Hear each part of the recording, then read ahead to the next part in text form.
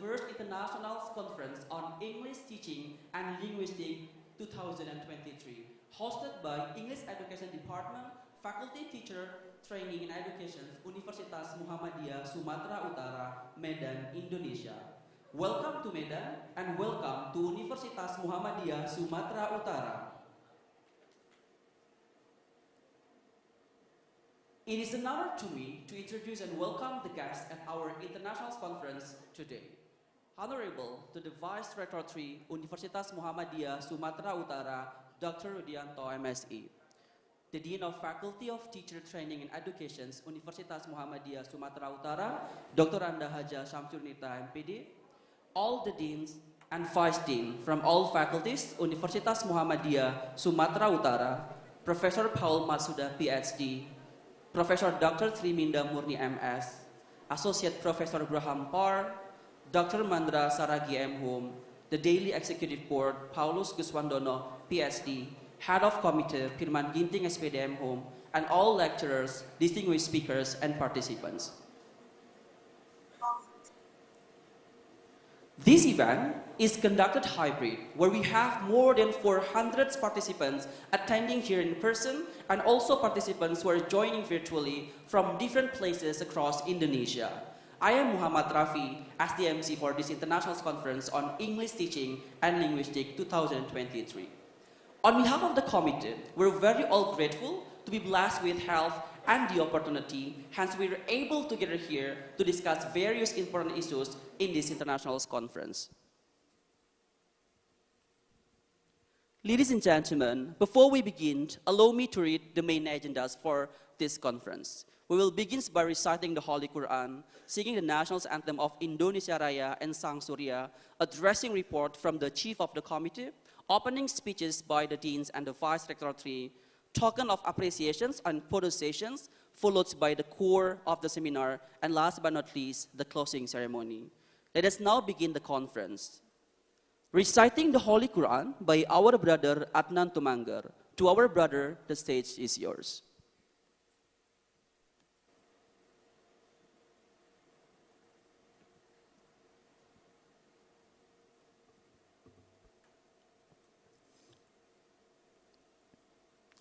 Assalamualaikum warahmatullahi wabarakatuh.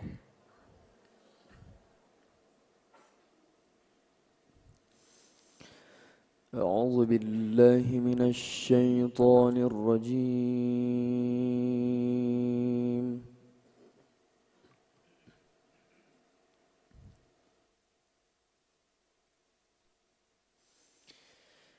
بسم الله الرحمن الرحيم.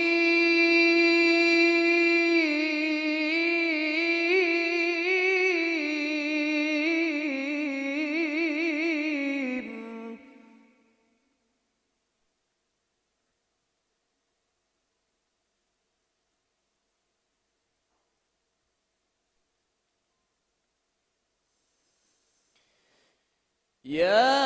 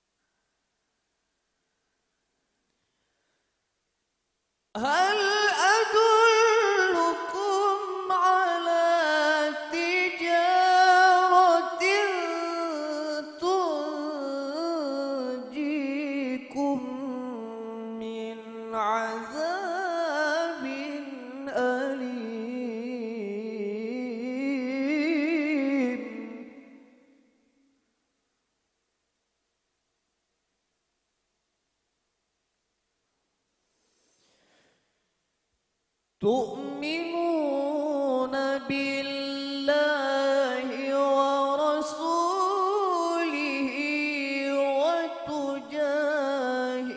وتجاهدون في سبيل الله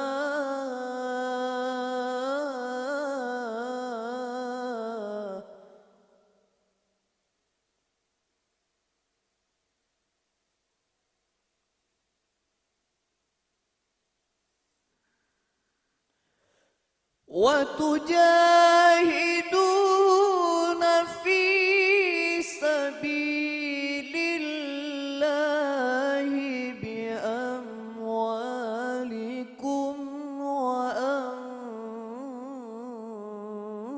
وأنفسكم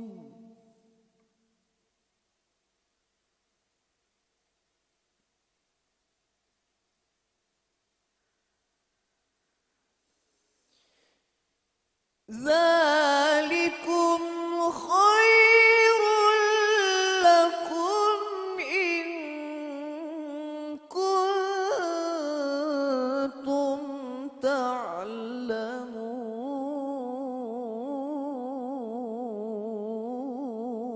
تعلمون ذلكم خير لكم إن كنتم تعلمون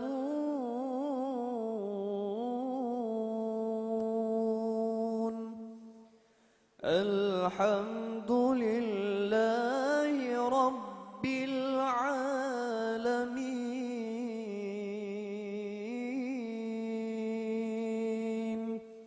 السلام عليكم ورحمة الله وبركاته.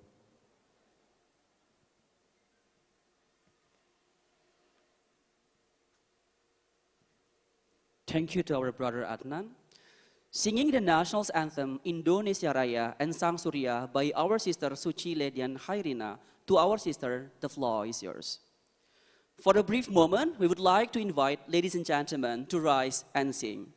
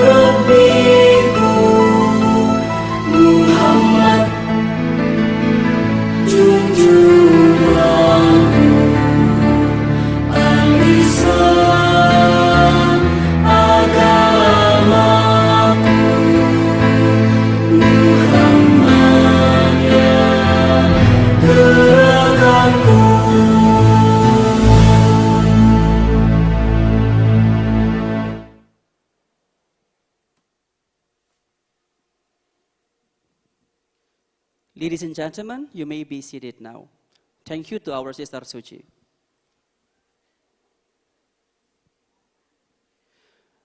As our welcome gesture to you, we would like to present our welcoming dance. Here is our welcoming greetings, the welcoming dance performed by the Dance Students Activity Units Universitas Muhammadiyah Sumatera Utara.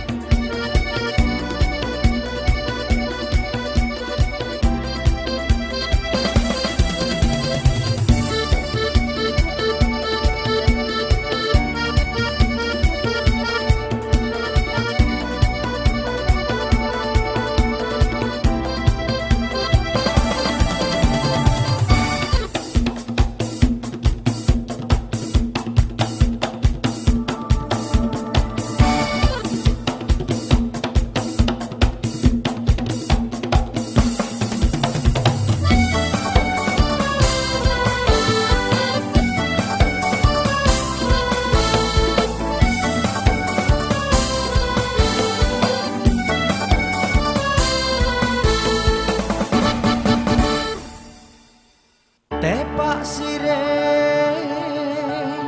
kami sembahkan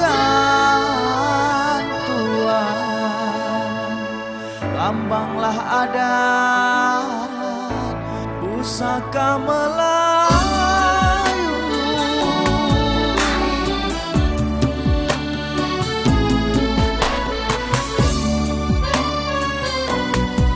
Tepaklah sirih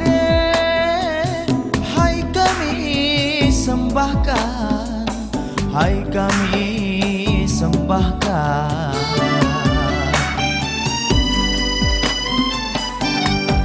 Untuk tetamu orang budiman,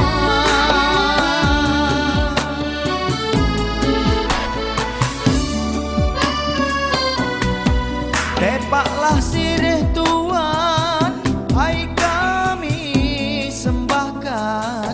hai kami sembahkan.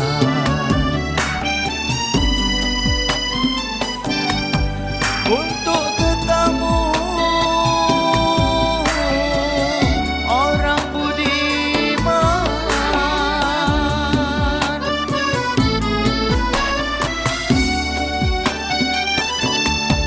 walaupun sirih Tuhan hanya hiasan, hai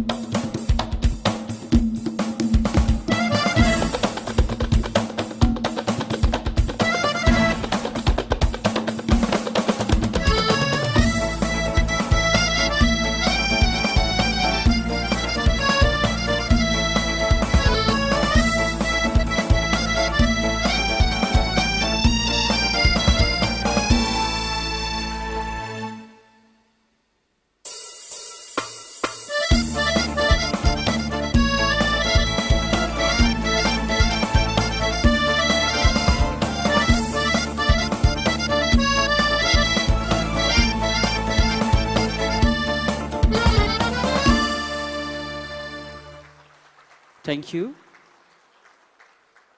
Honorable guests, distinguished speakers, ladies and gentlemen, the opening ceremony of International Conference on English Teaching and Linguistics is commenced by addressing report from the Chief of the Committee. Please welcome to Mr. Firman Ginting, SPDM Home. The stage is yours.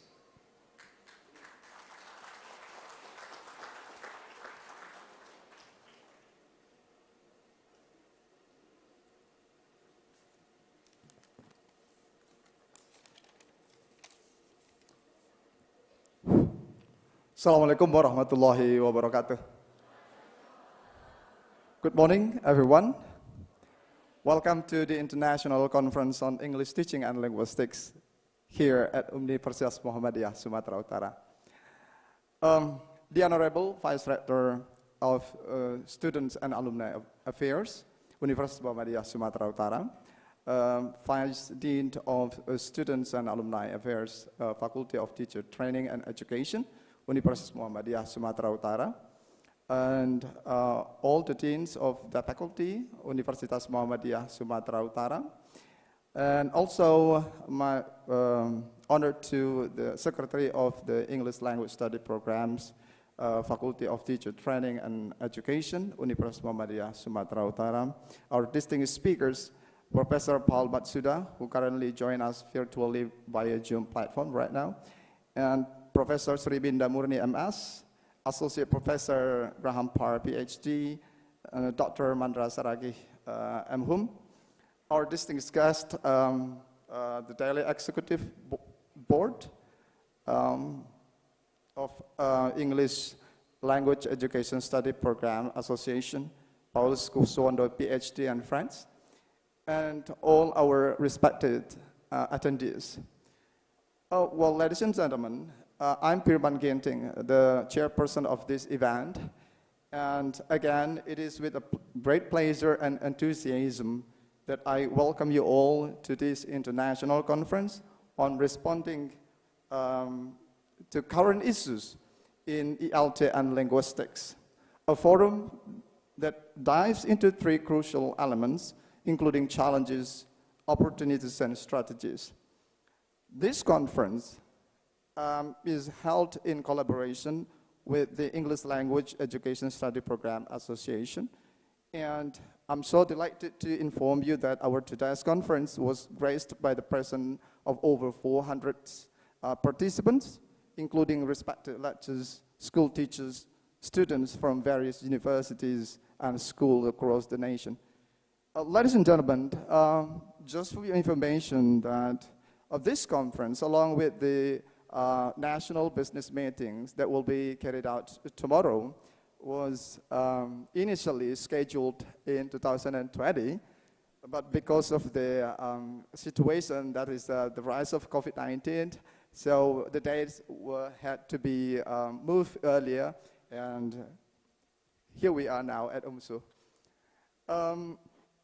This gathering marks a significant milestone in the fields of English language teaching and linguistics as we come together, to engage in insightful discussion and share innovative solutions to address the ever-evolving landscapes of language education and linguistics. In today's fast-paced and interconnected world, the challenges and opportunities in language and linguistics are constantly evolving. This conference serves as a platform to explore these dynamic issues, to deliberate on the strategies, and can shape the future of our discipline and foster collaboration among us. Our program boasts of a variety of presentation and panel discussion to spark thoughtful discourse and promote the exchange of ideas. We have assembled some experts who will share their expertise and experiences that provide valuable insights into the current issues regarding ELT and linguistics. As we embark on this intellectual journey, let's embrace the challenges as opportunity for growth and innovation. Let's engage in constructive dialogues, challenge existing paradigms, and unearth novel solutions that can transform the way we teach, learn, and study language, especially English as a foreign language here. And as a team of work, I would like to extend my deepest gratitude to the Rector and Vice Rector of Universitas Muhammadiyah Sumatera Utara, the Dean and Vice Dean, the organizing committee, speakers, presenters, and anyone for their unwavering dedication to making this conference a reality. I would not be able to stand here in front of you all today if not for the support you have given since the very beginning. Together, we can make a significant impact on the field of ELT and linguistics that shape its future direction for the better. I look forward to the engaging discussion and fruitful conversation that will emerge from this conference. May our collective effort lead to a brighter future for language education and linguistics worldwide, particularly in our country, Indonesia. Thank you for your participation, and let's embark on this enlightening journey together. Assalamualaikum warahmatullahi wabarakatuh. Good morning.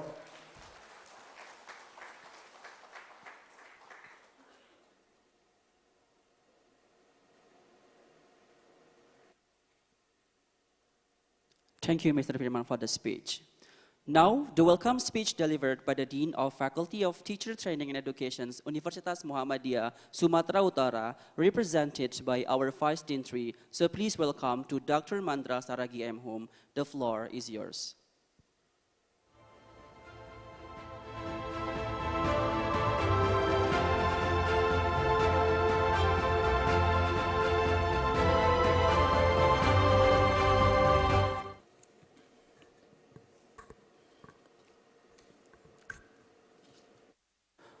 Assalamualaikum warahmatullahi wabarakatuh. Good morning, ladies and gentlemen. It is a great pleasure to welcome you to our first international conference on language teachings and linguistics. Alhamdulillah, alhamdulillahi rabbil alamin. Assalatu wassalamu ala ashrafil anbiya wal mursalin wa ala alihi wa sahbihi ajma'in. Rabbi israh li sadri wa yassir li amri walil uhdatam min lisani yafqahu qawli. The Honorable Vice Rector 3 Universitas Muhammadiyah Sumatera Utara, Associate Professor Dr. Rudianto MSE, the Honorable, the Dean and Vice Deans from all faculties, Universitas Muhammadiyah Sumatera Utara, and the Honorable, all the keynote speakers that's already come to our place, our auditorium this morning. And the Honorable, the Daily Executive Board, Bapak Paulus Kwaswondo, PhD and Friends, and the Honorable, the Head of English Education Study Program, Pak Firman Ginting, and the Secretary, Ibu Rita Harisma. And the Honorable, all lecturers and all participants. Ladies and gentlemen, and distinguished guests, please allow me to represent our Dean to deliver a welcoming speech from our faculty. Our Dean and Vice Dean 1 are still in Philippines to take our students for international internship or Kakayan International in Philippines and Thailand.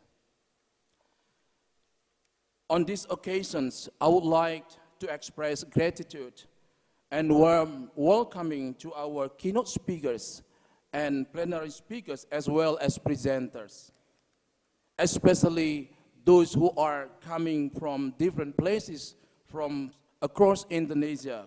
Welcome to Medan and welcome to Universitas Muhammadiyah Sumatera Utara. And next, I would like to express our heartfelt thank you to Universitas Muhammadiyah Sumatera Utara. Especially, I would like to thank you, Rector Universitas Muhammadiyah Sumatera Utara, and today's morning, representing by Vice Rector 3, Bapak Professor Dr. Rudianto MSE, and for being and the endless support, both financial and moral. Hence, we finally managed to hold our first international conference on teaching and linguistics.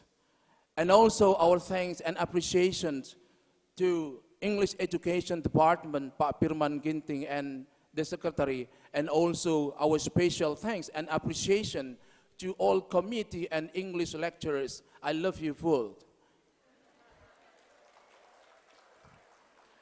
Because their support and contributions are really important, not only in making this conference happen, but also I wish it would make this conference become vehicle for positive change in linguistic language teaching in the 21st century and beyond.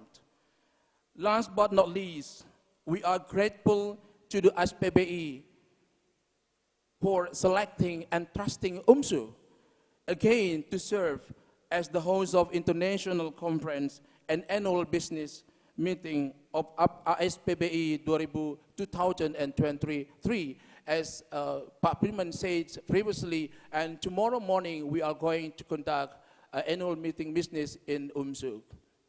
And one of big agenda is election of a new chairman, a new chairman of ICo-ETLin. And on behalf of the committee, we would like to apologize if there are things are not good, or if there are many things that make you unhappy. So we apologize for that once. And hopefully, ICo-ETLin can continue to make positive impact and contributions on Indonesian English education study program. Ladies and gentlemen, the theme of today's international conference is really interesting to discuss.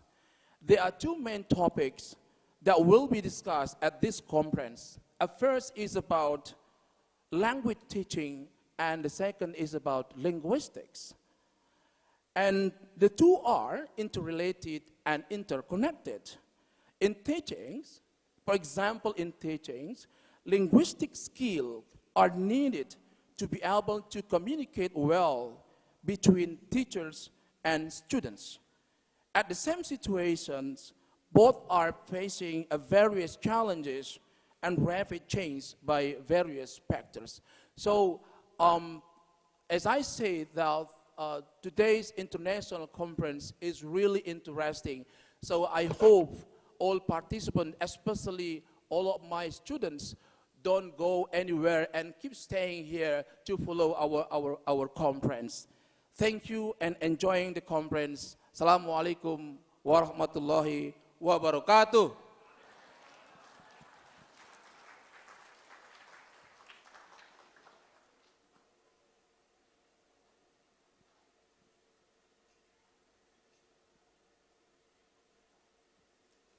Thank you, Mr. Mandra, for the speech.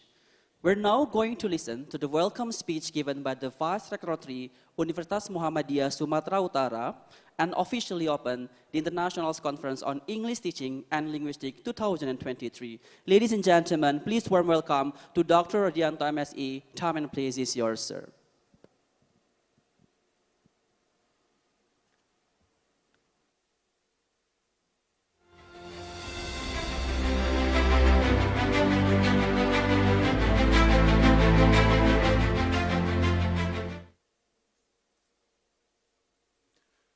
Assalamualaikum warahmatullahi wabarakatuh. Good morning, ladies and gentlemen. Alhamdulillahirabbil alamin. Salatu wassalamu ala asrafil anbiya wal mursalin wa ala alihi wa sahbihi ajmain. The Honorable, our special guest, our special speaker, Professor Graham Parr from Monash University. Welcome to Universitas Muhammadiyah Sumatera Utara. And also the Honorable Professor Paul Matsuda from Arizona State University. Welcome to UMSU, even you are not here. But of course, we wish you will be here. Maybe someday, if you have time, you have to come to Medan and visit our campus. For Matsuda, actually UMSU already have collaboration with Arizona State University that we signed only about 2 months ago, and maybe someday I will visit your university in USA, Arizona State University. The honorable and special speakers also, Profesor Sri Minda Murni, kalau ini tidak asing lagi, selalu hadir mendampingi kita dari banyak sekali program yang sudah beliau dampingi dan hari ini kembali bersama kita. Terima kasih Prof. Minda Murni, kembali bersama kita hadir dalam kegiatan seminar internasional. Kemudian yang terhormat Bapak Ketua Asosiasi Program Studi Pendidikan Bahasa Inggris Indonesia, Bapak Paulus Kuswandono, selamat datang. The Honorable, yang terhormat Dean of Teacher Training and Education Faculty, represented by Bapak Dr. Mandra Saragi, Vice Dean of Student Affairs and Alumni. And then, of course, the head of Department of English Teaching and Language, Bapak Firman Ginting, and the Secretary, Ibu Rita Harisma. And also, I have to say a lot of thank you to all organizing committee of this event. Thank you for your hard working to prepare this very important seminar. And also, I will say and mention all of speakers and all participants of this event. Even maybe some of you not coming in person to this room, but I will say thank you and welcome to this first international conference held by English Teaching Department of Universitas Modern Sumatera Utara. Ladies and gentlemen, the first and representing of our rector, Professor Dr. Agusane MAP, that cannot attend of this meeting, I will say welcome to University Muhammadiyah Sumatera Utara. We are a private university, a part of 170 universities under Muhammadiyah organization. Muhammadiyah organization so close to Monash University. Some activities and training we organize in person and direct in Monash University. I am the one of the member alumni of training in Monash University at 2018 program. I still remember that the campus of Monash is so beautiful, and I can remember how the unique and artistic the Faculty of Education building. I think it is very, very beautiful. Yeah, we wish someday we will visit Monash University again. And I ask our students to improve your ability and catch your dream. Maybe someday you can study at Monash University. Amin. Ladies and gentlemen, I think if we talk about English education and teaching, we realize regarding to our generation right now, maybe there is no time for them to access social media and interact with other people entire the world. And then they need to able and have to proficiency in English speaking. And because of that, nowadays we know that English proficiency is the most important thing that the young generation have.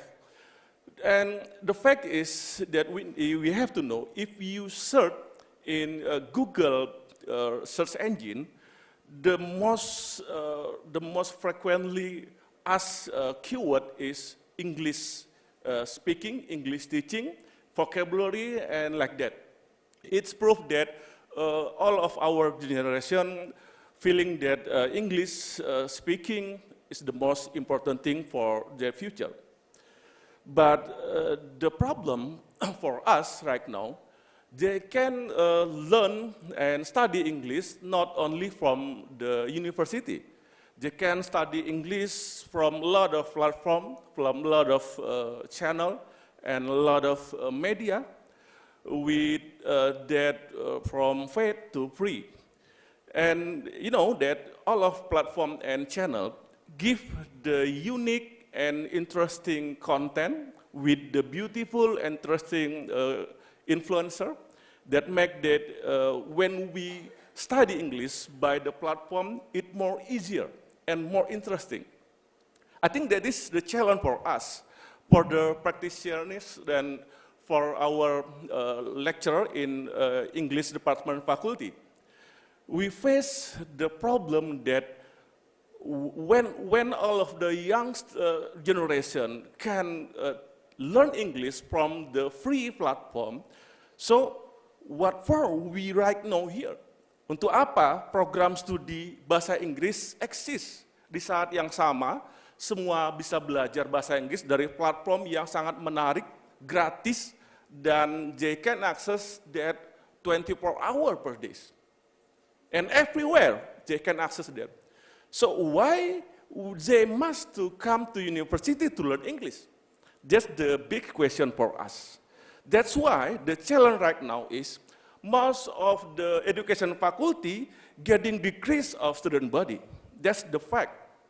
Even it is the situation in our university. And what we can do in this situation, I think this first international conference, I hope we can answer, at least we give some ideas and the solution, what we can do to solve the problem. What we can do to take the challenge and to take the opportunities with the information technology and communication, we adapt it to our condition in our campus. What we can learn from the influencer at YouTube channel that teaching English with very interesting ways. I think that's our need right now. We have to teach English in our faculty, in our program study, that's suitable with our characteristic young generation. We cannot anymore teaching with our behavior before. We need to teach for the future, for our young generation. And I know that, I think it must be right now as your need and your passion to teach English better. But how to move from now to the next step? I think this is our homework, our big challenge. And also this first internal conference, I hope we have a lot of chance to discuss and give ideas how to solve the question. At the end, also, I have to inform to all of participants, and of course for the speakers from outside of Universitas Muhammadiyah Sumatera Utara, that I know the participant of this conference not only from Medan City, but also from entire province in Indonesia. I read there are a lot of speakers from Java, from outside of Java Island. Welcome to this conference.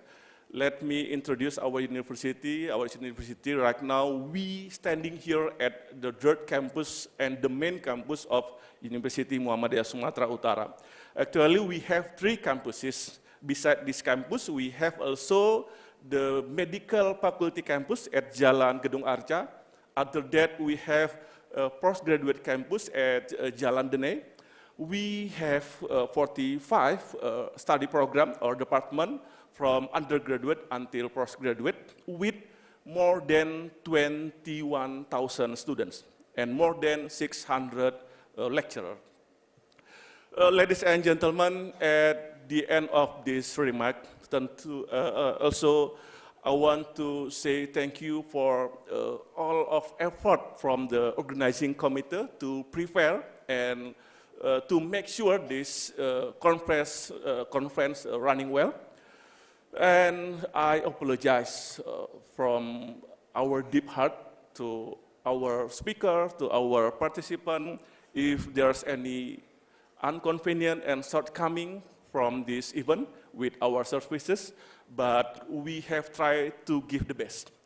As information, we give the best, at least at the Qari'ah, the people, the men who recite the Quran, he is one of the best Qari in North Sumatra and Indonesia, Mr. Adnan Tumanggor.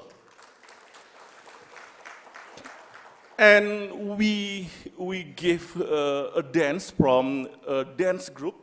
The dance group from our student, one of the best dance group in Medan City, and they already got the winner at dance competition in Italy at 2021. And then at the end, representing of our rector, let us officially open this event, the first international conference on English teaching and linguistics. Together we saying Basmalah. Bismillahirrahmanirrahim. Billahi fi sabil haq, fastabih khairat. Wassalamualaikum warahmatullahi wabarakatuh. Thank you, Mr. Rudi, for the speech. Honorable Mr. Rudi, would like to ask you to stay on the podium.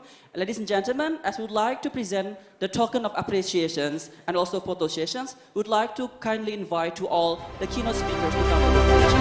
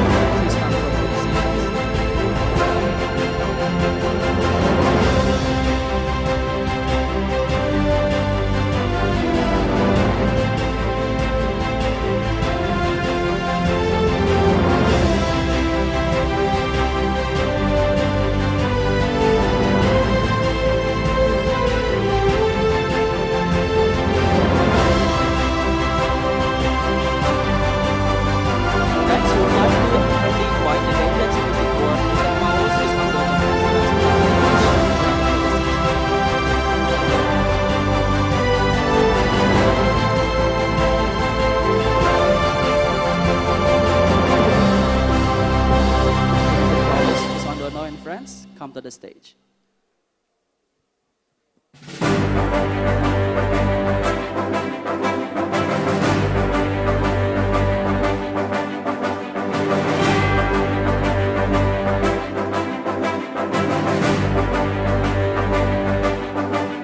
Once again, we'd like to invite Mr. Paul to come to the stage.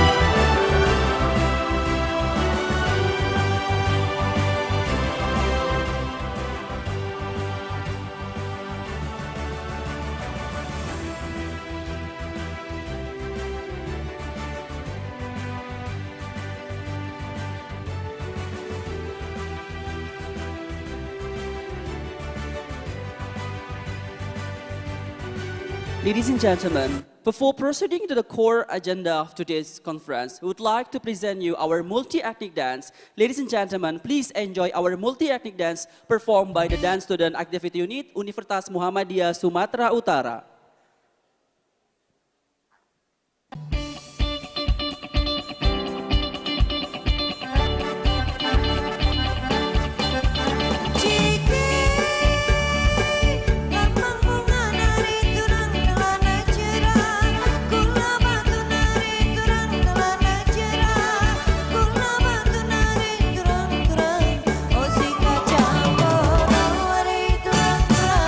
Oh si kacang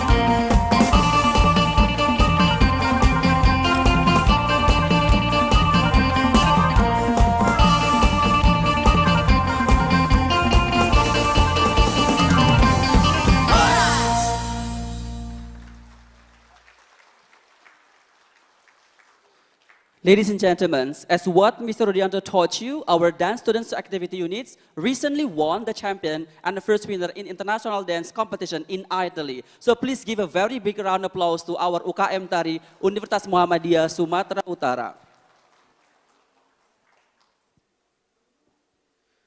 Distinguished speaker, ladies and gentlemen, we have come to the core agenda of our meeting today, that is to hear the speech from our keynote speakers.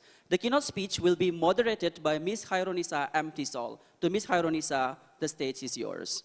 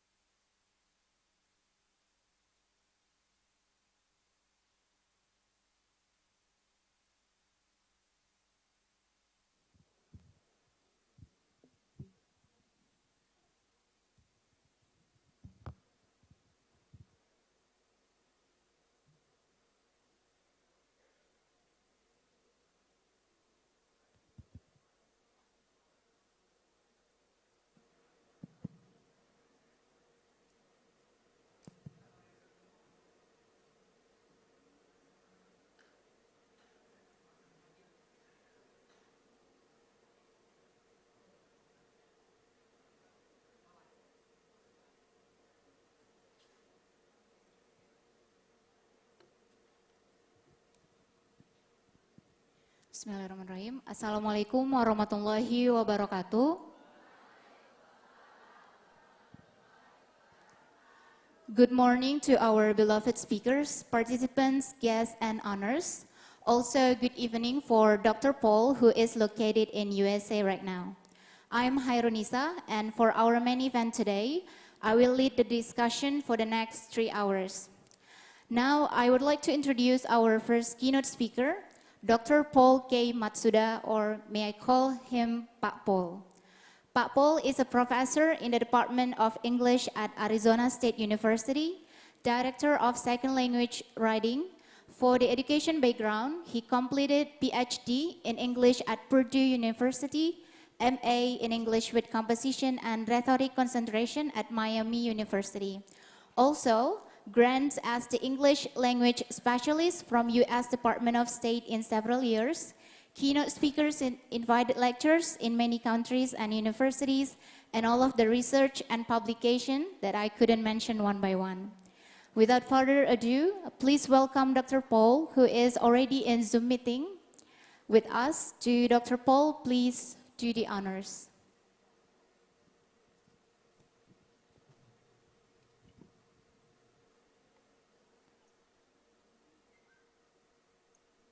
Thank you for that introduction.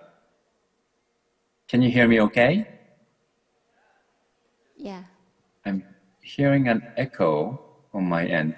And can you also make me a co-host so I can share my screen? Yeah, sure, Dr. Paul.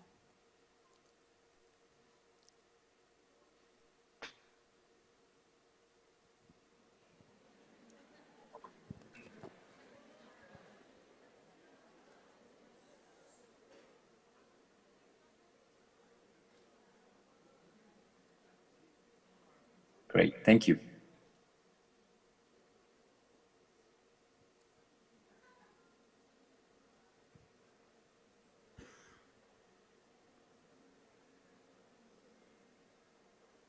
All right, I hope you can see my screen now. Hi everyone, selamat pagi. My name is Paul K. Matsuda from Arizona State University. It's a shame that I'm not there physically, but at least we have these options of checking in online. So I'm glad to be with you today. And today's topic is post-pandemic challenges in English language teaching. And this presentation applies broadly to a lot of different aspects of our lives and to our teaching lives. But what I'd like to do is to share my experience with the pandemic, which probably will resonate with your experience as well at various times throughout the last few years. And then think about how we can move on and move forward as we face what some people call the post-pandemic era.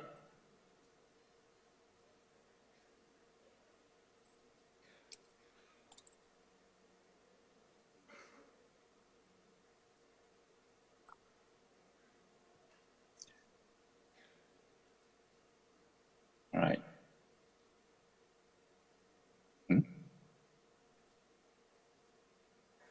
Okay.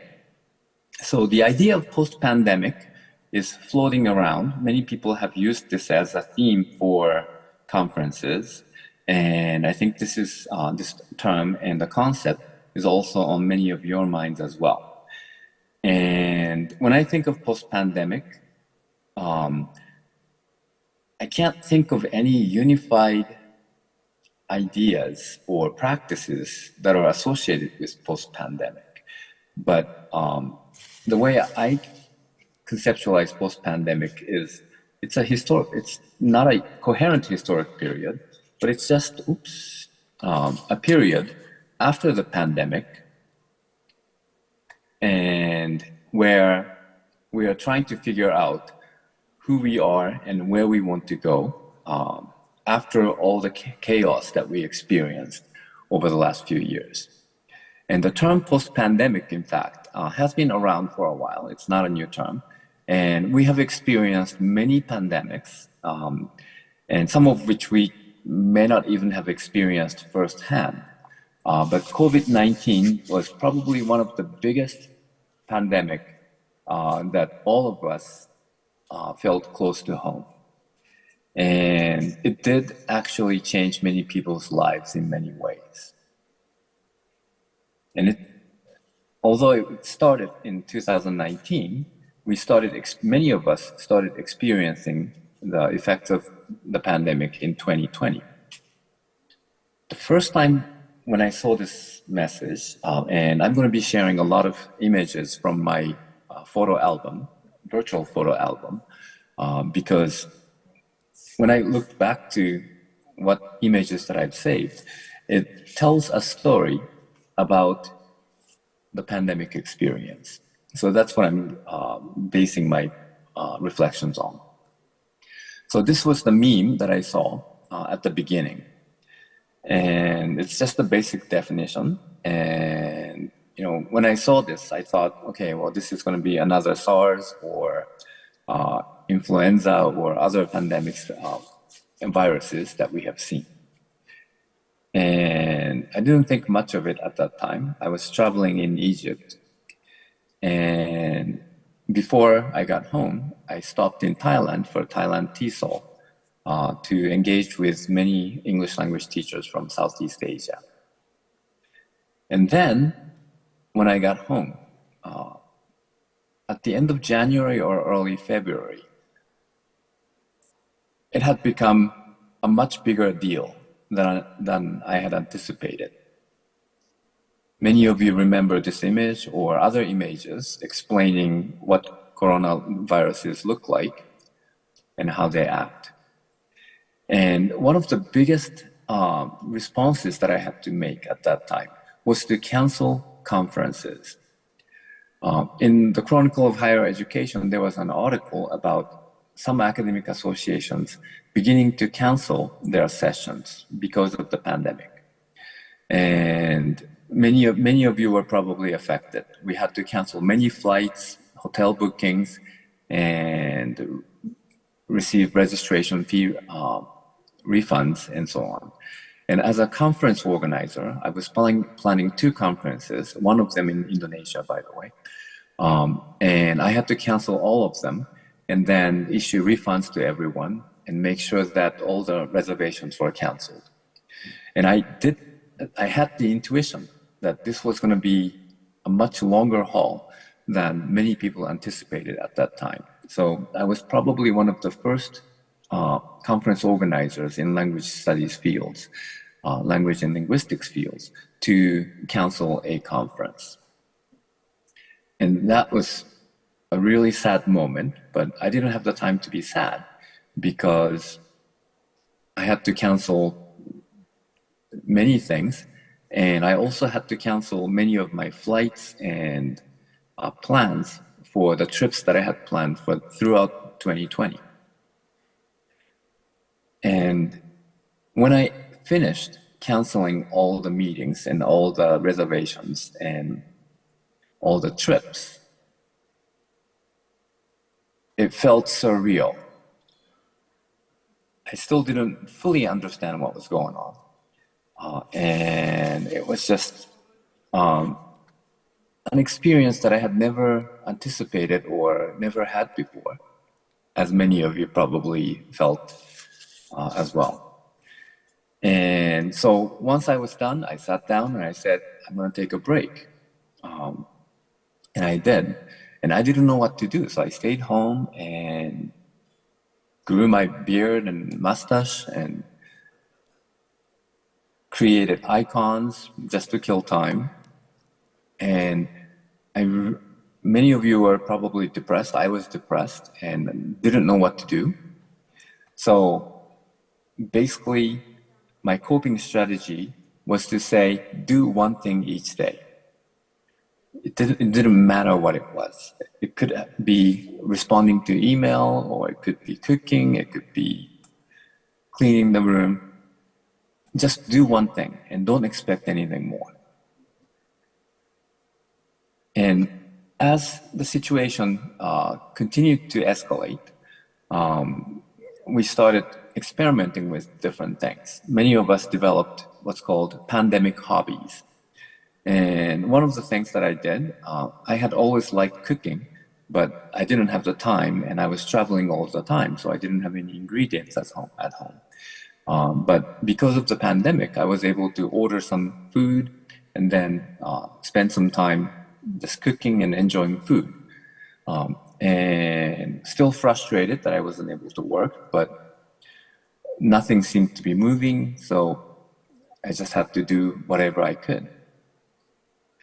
And many of us watched many TV series, subscribed to online video streaming programs, and I watched a lot of Korean TV shows and movies. And our social networking and the real human contact became virtual. So we started using Zoom and many other online software in order to communicate with each other and keep up professionally and personally. These are my professional colleagues from the field of second language writing. And it was just such a nice break from the total isolation that went on and didn't seem to be ending anytime in the near future. And then, out of desperation, people started creating more memes, and lots of different memes were circulating, some good, some bad. And I saw one of them, this one, which seemed really constructive. So this diagram, which was designed by, I think it's a European or UK based yoga and Pilates organization, said, who do I want to be during COVID-19? The issue of identity and how we respond to situations based on how we see ourselves, which is something that I'm interested in professionally. And you can see 3 different zones in concentric circles. And the fear zone, the first zone, is what many of us did at the beginning of the pandemic. I grabbed food, toilet paper, and medications that I don't need. And I spread emotions related to fear and anger. I complain frequently. I forward all messages I receive, like the memes. I did that too, and probably many of you did as well. And I get mad easily because when people don't know what's going on and we don't know what to do, we tend to get emotional and react to the situation rather than think calmly and rationally and try to respond it in measured ways. And then, as we went on, we started responding in more constructive ways and entered the learning zone. So the first one up here says, I start to give up that I can't, what I can't control. You can change yourself, but you can't change other people or the situation. So just focus on what you can do, right? That was a positive message. And this had been one of my mottos. You know, you can't change other people, but you can change yourself. But it became really important during the time of pandemic. I stopped compulsively consuming what hurts me, from food to news. That was another important message in order to stay healthy psychologically and physically. And I identified my emotions. Rather than denying that we have emotions, people started accepting that we have emotional responses, and it's natural and it's okay. It's okay not to be okay was one of the themes of a Korean TV dramas as well. And the next message says, I become aware of the situation and think how to act. So becoming more aware and taking the time to stop, think, and act was another important moves that people started to make as we learned to cope with the situation. And I evaluate information before spreading something false. There was a lot of false information about the pandemic and other things going on. And because people were spending so much time on social media, we were being impacted by these types of information more so than ever before. So becoming more critical consumers of information and finding out the source of information became important. And the ironic thing is, this is something that we have taught all along in our classes in order to help students cite sources properly when they are creating academic discourse. But we had to relearn this important message during the time of the pandemic.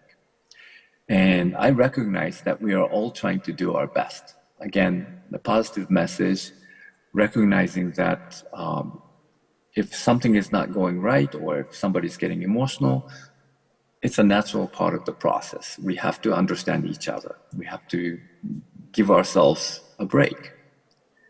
And then the white zone on the outside is the growth zone. And that's the next step up from the learning zone. So the first one at the top says, I think one of the others and see how to help them. So not just thinking about ourselves, but thinking outward, trying to help other people when they are struggling. I make my talents available to those who need them. Again, realizing that we have skills that other people may not have, and thinking about how we can use those skills and resources to help other people became an important constructive moves. And in the end, in the long term, it also helped ourselves, because when we help other people, we feel good, and we can also regain a sense of purpose. And I live in the present and focus on the future, right? The future was uncertain, but focusing on here and now, what we can do, how we can cope with the situation, what we can make of the current situation, and hope for a better future. That's another positive attitude that many people learn to practice more often. Another one is, I'm empathetic with myself and with others. Again, it's okay. I understand. You know, I use these phrases many times when I talk to students, and when they were not able to come to meetings or attend classes. It happens, right? And I think I became much more understanding as a teacher as a result of the pandemic. And I thank and appreciate others. You know, when we don't have something that we take for granted, then we begin to understand and appreciate what we do have. And so many of us are lucky enough to be able to survive with the resources that we had. You know, people who worked in restaurant industry or tourism industry, they had serious financial issues. Not everybody, but many of them. And so realizing that we are lucky enough to have what we have, if we had some, was an important attitudinal shift as well. I keep a happy emotional state and spread hope. Again, that was another idea that helps to keep our psychological well-being during the hardship, collective hardship. I look for a way to adapt to new changes. We became much more versatile. You know, every semester, every week, we heard different stories, different policies, and we had to make adjustments. And in the past, the teaching profession tended to be influenced by the institutional inertia. And when somebody proposed a new pedagogy or new ways of doing things, there was a lot of resistance. But in this case, we didn't have a chance to resist because the messages came by email and there was no option, right, in many cases. And we just had to cope with it. And I practice quietude, patience, relationships, and creativity.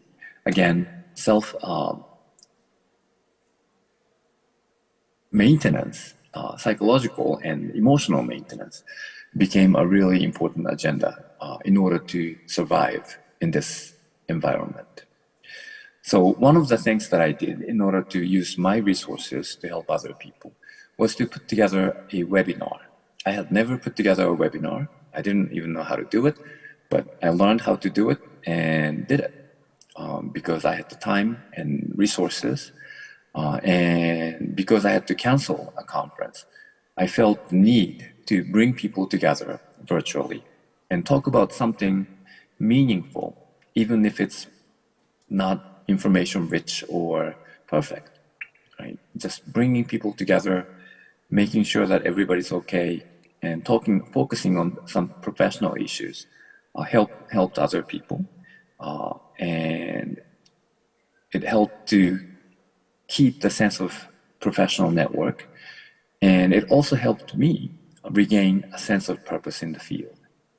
Because otherwise I was totally distressed, disappointed, and I almost gave up, as many of us probably did. And so we talked about these issues, emotional issues, how we had to be nimble, the new challenges, and the problem of technology and the digital divide. And some people are worried that students are more likely to cheat when they're online because we can't look at what they do in the during the class time. And I said, you know, big deal. As long as they're there and they're engaged, that's all I can ask for at this point, right? So it's not that academic dishonesty is okay, but I think many people learn to relax a little bit and not be too uptight about it, because one of the messages that I have been sending, and many people have been sending based on research, is that academic dishonesty sometimes happens because teachers are being unreasonable. And one of the ways of avoiding academic dishonesty in the first place is to not assign tasks that are impossible for students to complete.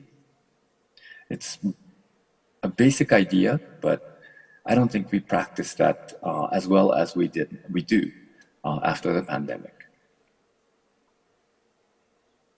And if you're interested, the webinar contents are still available online on YouTube.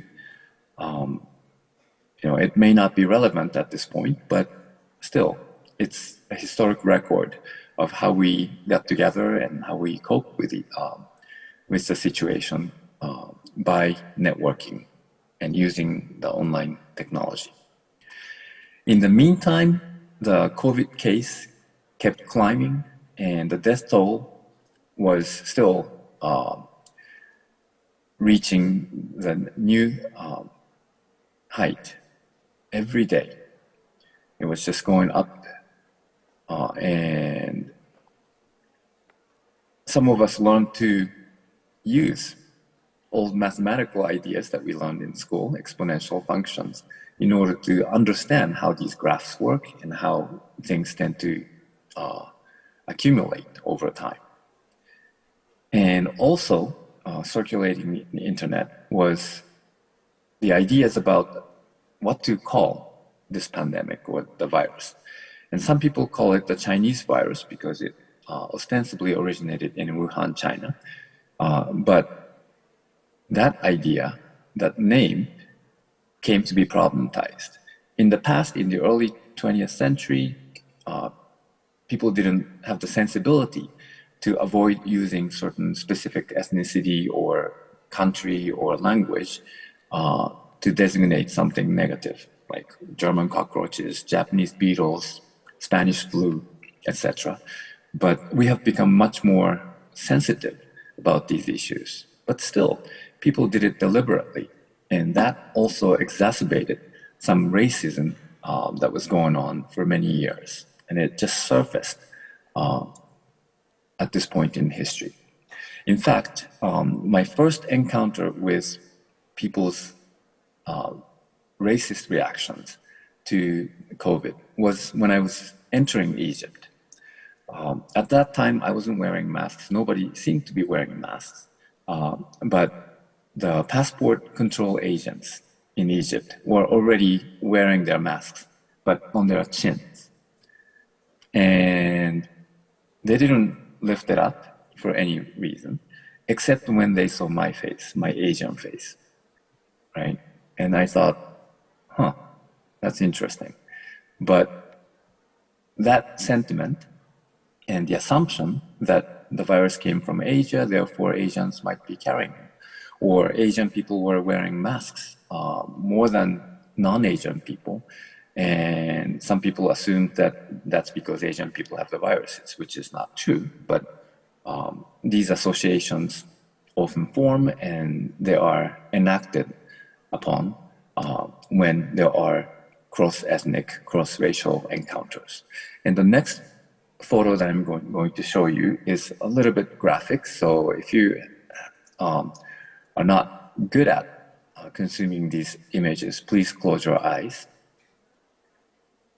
And so this was an article in People magazine about racist attacks against Asians continue to rise as the coronavirus threat grows.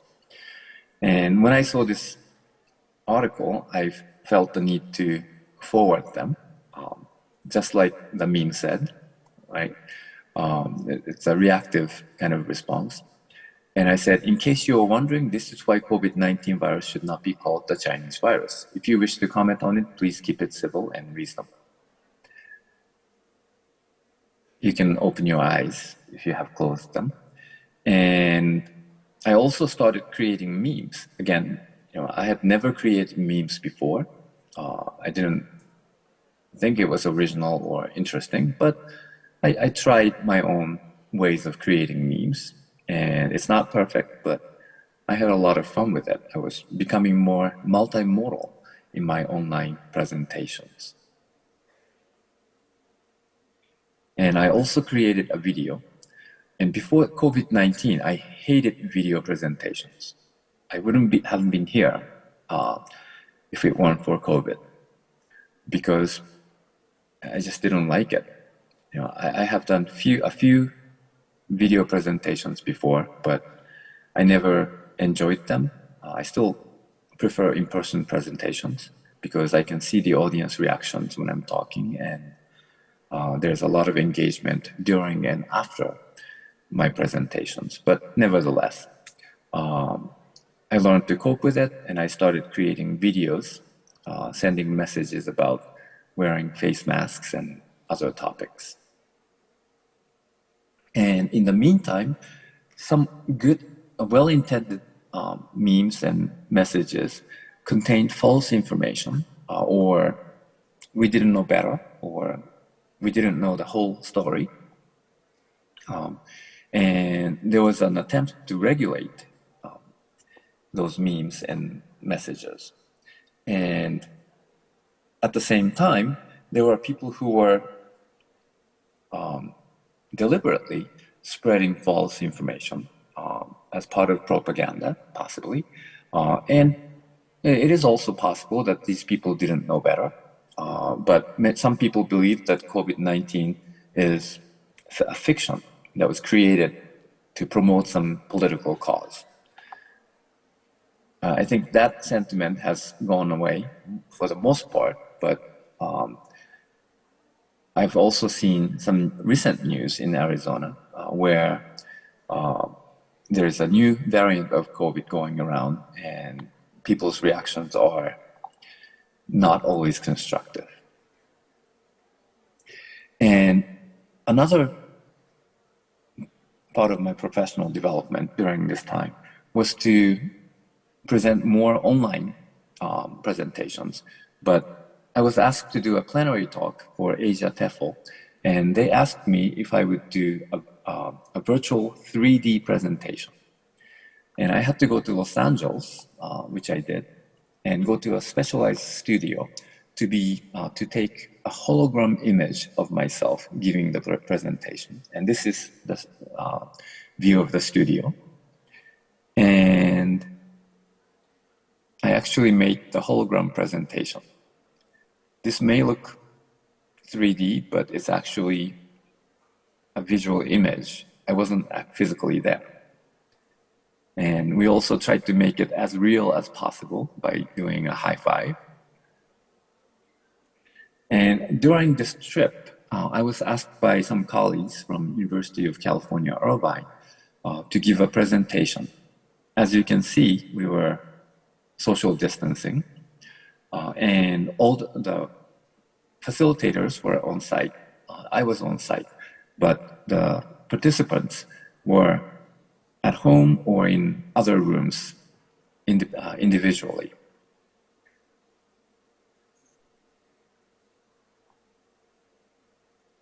And by the end of the 2020, many people people said that in the first half of 2020, it will be gone by the summer. It didn't.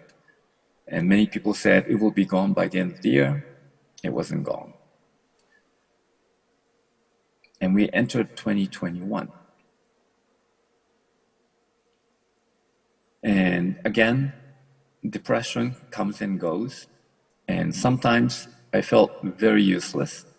And seeing these memes and laughing at it, actually, or laughing with them, actually made us feel better. If you ever feel useless, think about UE in the word Q. And as I mentioned before, one of the themes, I don't know if this was intended or just coincidence, but it's okay not to be okay. And that was the message from that TV series, Korean TV series, and it really resonated with many people.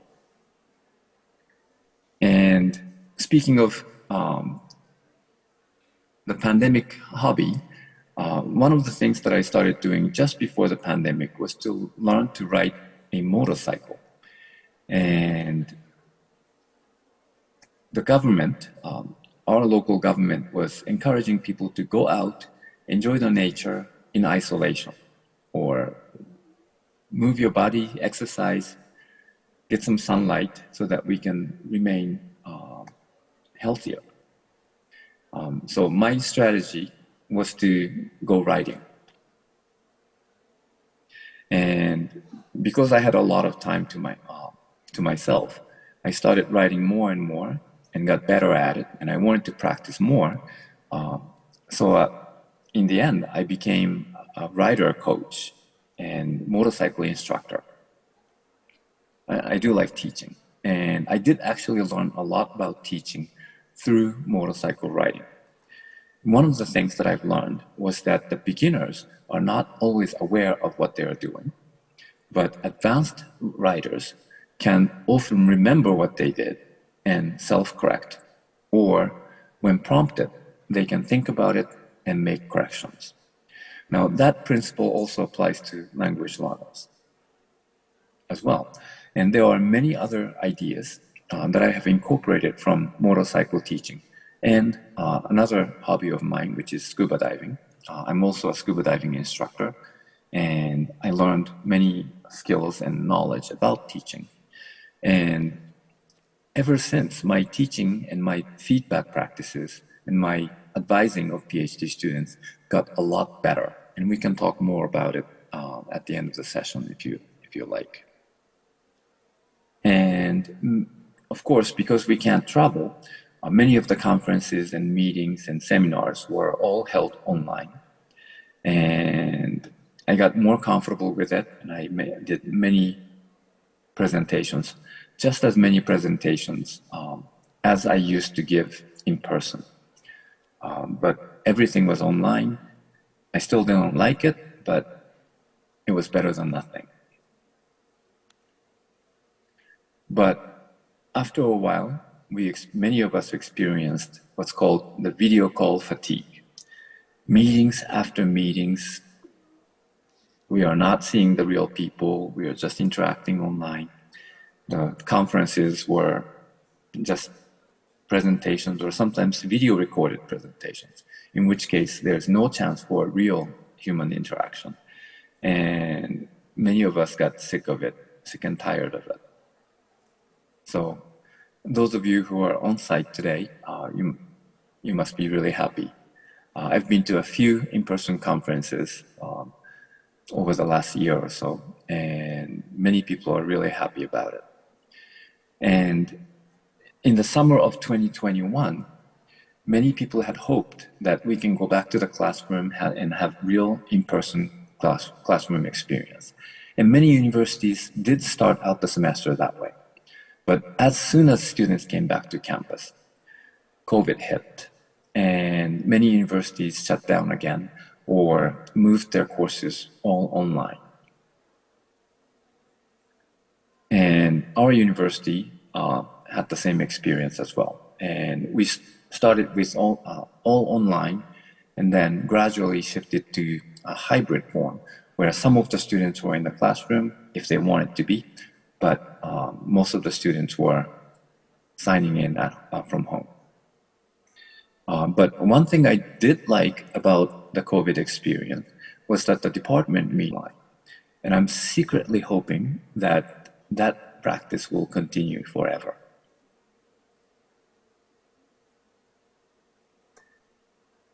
And 2022 came.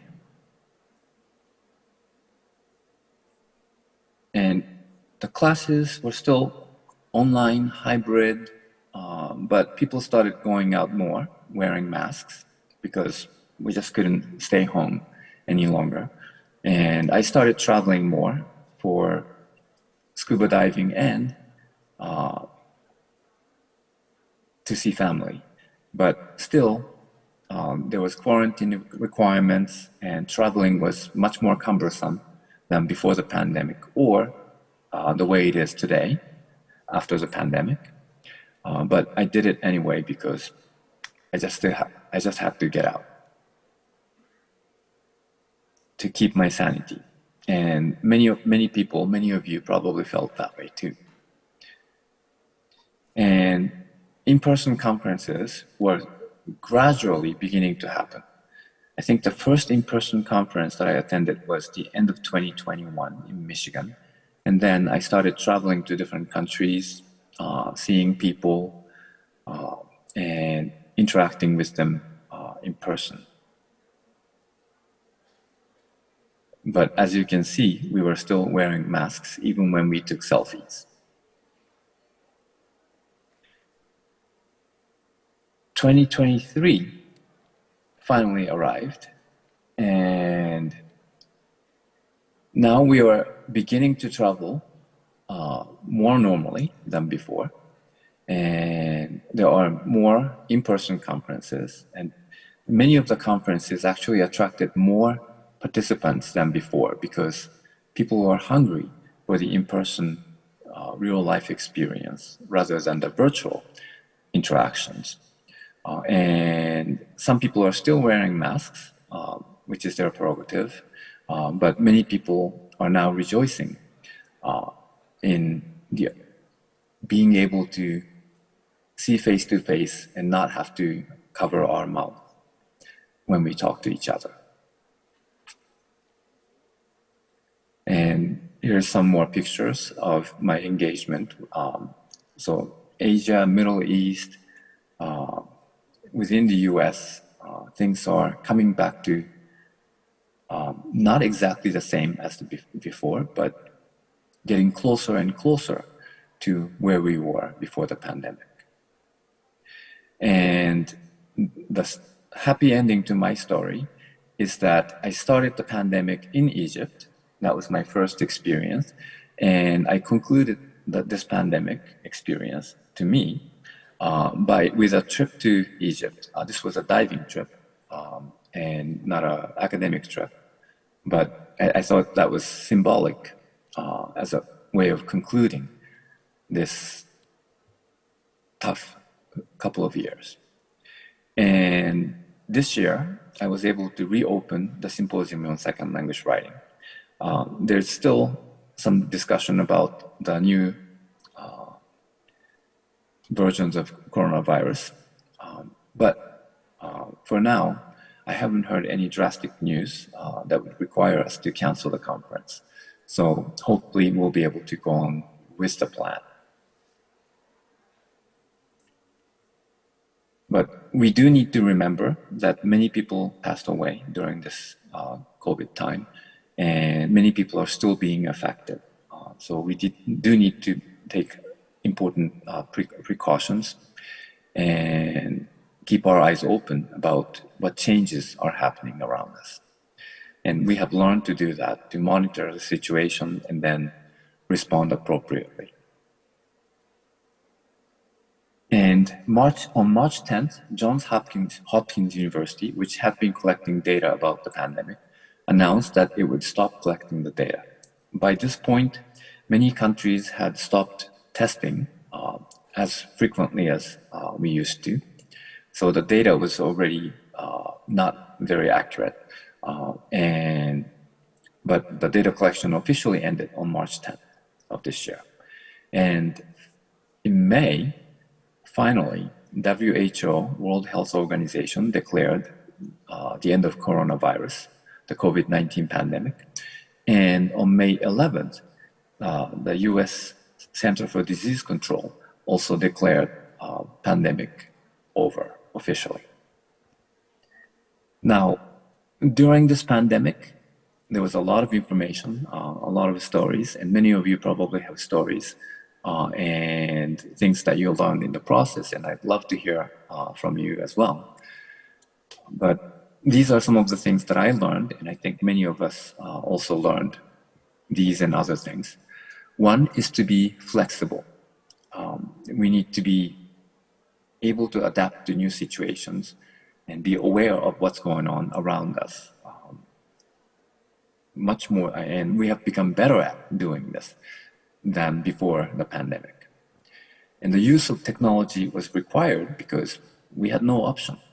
Many teachers resisted the use of technology because it was just too much work trying to readjust their materials, or they were afraid of how the technology works or doesn't work. And since we have, and using Zoom at the beginning was a struggle for many of us. But by now, we have become so much better at using Zoom and other forms of technology in order to facilitate meetings, have academic conversations, and also to teach and to help students use technology for learning. And along with the incorporation of technology, our communication has become much more multimodal. And this is not a new trend. Multimodal communication has always been with us. From the times of the invention of writing basically was multimodal pictograms, and the Chinese characters originally, many of them were evolved out of visual representations of concepts. And the medieval transcripts also incorporated many visual features, not only, and they became conventionalized. So we have been using multimodal communication, but we have become much more familiar with the use of video, audio, and diagrams and document design as part of how we communicate. So the medium is not only to facilitate our communication, but it's part of our communication. And coincidentally, the studies of multimodal composition and communication was becoming popular even before the pandemic, but now many people are beginning to pay attention. And that's going to be part of our teaching repertoire as well. And we have become much more critical in evaluating and consuming information because of the false information that we have seen. And we can actually use these as an example for students to understand why it's important to evaluate the sources critically, the credibility of the sources, the journals, publishers, etc., as we incorporate information. We can't take everything at the face value, right? That's a lesson that we all have learned. And the importance of self-care and attention to emotional needs have also become much more important in our lives. I thought I was a nice teacher, but I have become much more understanding and much more flexible in adapting to students' emotional needs and noticing when students are distressed. And I often begin meetings by asking how students are doing instead of just cutting to the chase and getting to the point.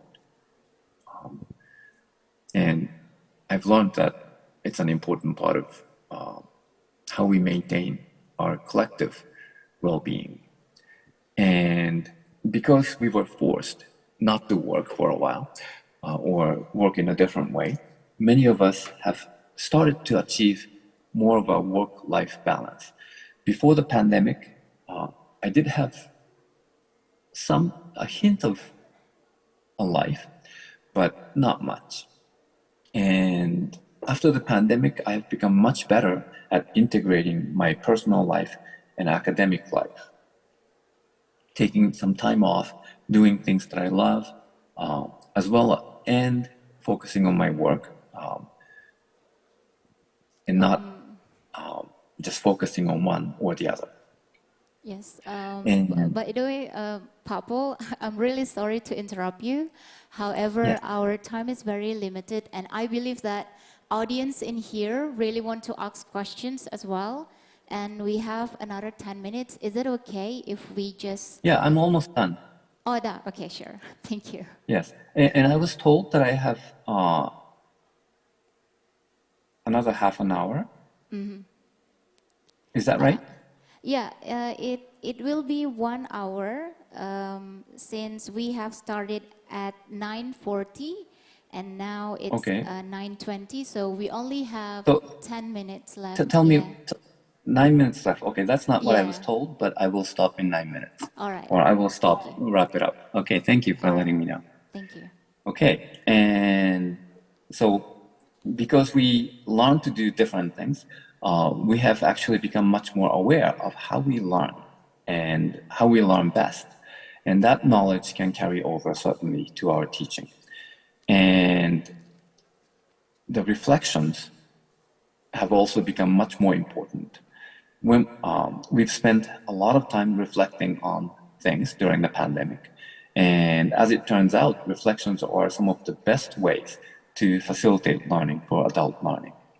And we should continue to incorporate those. And finally, coming out of the pandemic, many of us are seeking or have already developed a renewed sense of purpose. And frankly, before the pandemic, I was getting a little bored with my work, my research, and my teaching. But now I'm seeing new possibilities, and that's one of the positive impact of the past 3 years. So the post-COVID pedagogy, based on my reflections of the past experience, would be flexible, technological, multimodal, sensitive, and realistic, so that students can actually achieve what they need to achieve with our facilitation. And the post-COVID era is not going to be just going back to the normal, or it's not going to be an entirely new normal. But I think what's called for is the critical appraisal of old practices and the principled integration of new practices. The pandemic has created an opportunity for us to critically reevaluate the status quo and to explore new possibilities. And I urge myself and all of us to do exactly that. Thank you very much.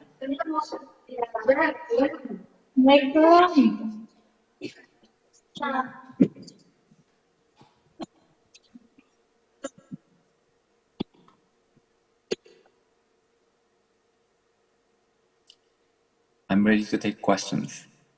We have 6 minutes. Oh, okay. Thank you very much, Dr. Papol, for the very interesting speech. Now we will start the Q&A session. So for the audience who would like to ask questions to Papol, you may raise your hand. Yes. So yeah, microphone. Yeah, it's in front, please. Okay. Yeah, so we believe that all of us is related to your speech, Dr. Paul.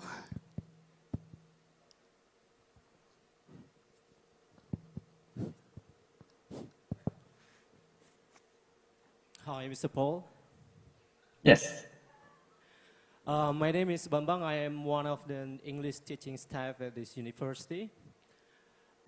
We know that COVID-19 caused a crash to remote and online learning. And we must confess that many of us were not prepared for that situations. And the worst thing that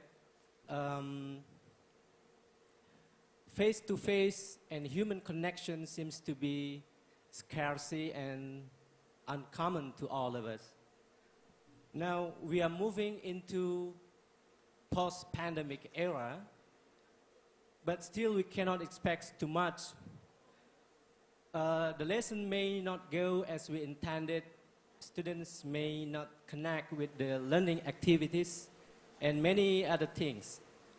So how to manage as an educator, we should take into account some of the important factors in learning and teaching process. So my question is, how to manage more flexible teaching and learning process in this post-pandemic era? So that's all. Thank you. Thank you. Thank you. That's a great question. I think one of the things that we can do is to start by listening. You know, in the past, we became complacent. We got used to teaching in a certain way, and we forced students to learn in a certain way. And if students didn't conform, then we just got rid of them or gave them an F and then moved on.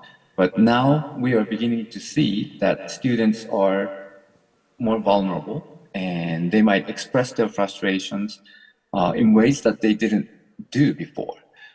So listening to what students are experiencing and thinking about how we can do things better. That involves mutual conversation, attention to other people's feelings and experiences, and also being flexible in modifying the curriculum, developing new examples on the fly. And in the past, we thought of it as too much work. But during the pandemic, we learned that we can do that, make that kind of adjustment depending on the situation. So let's keep practicing that agility in our teaching.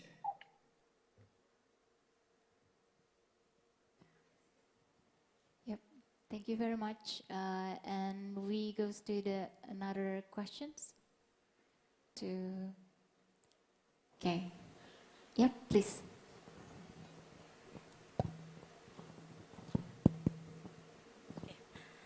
Thank you. Hello, Paul.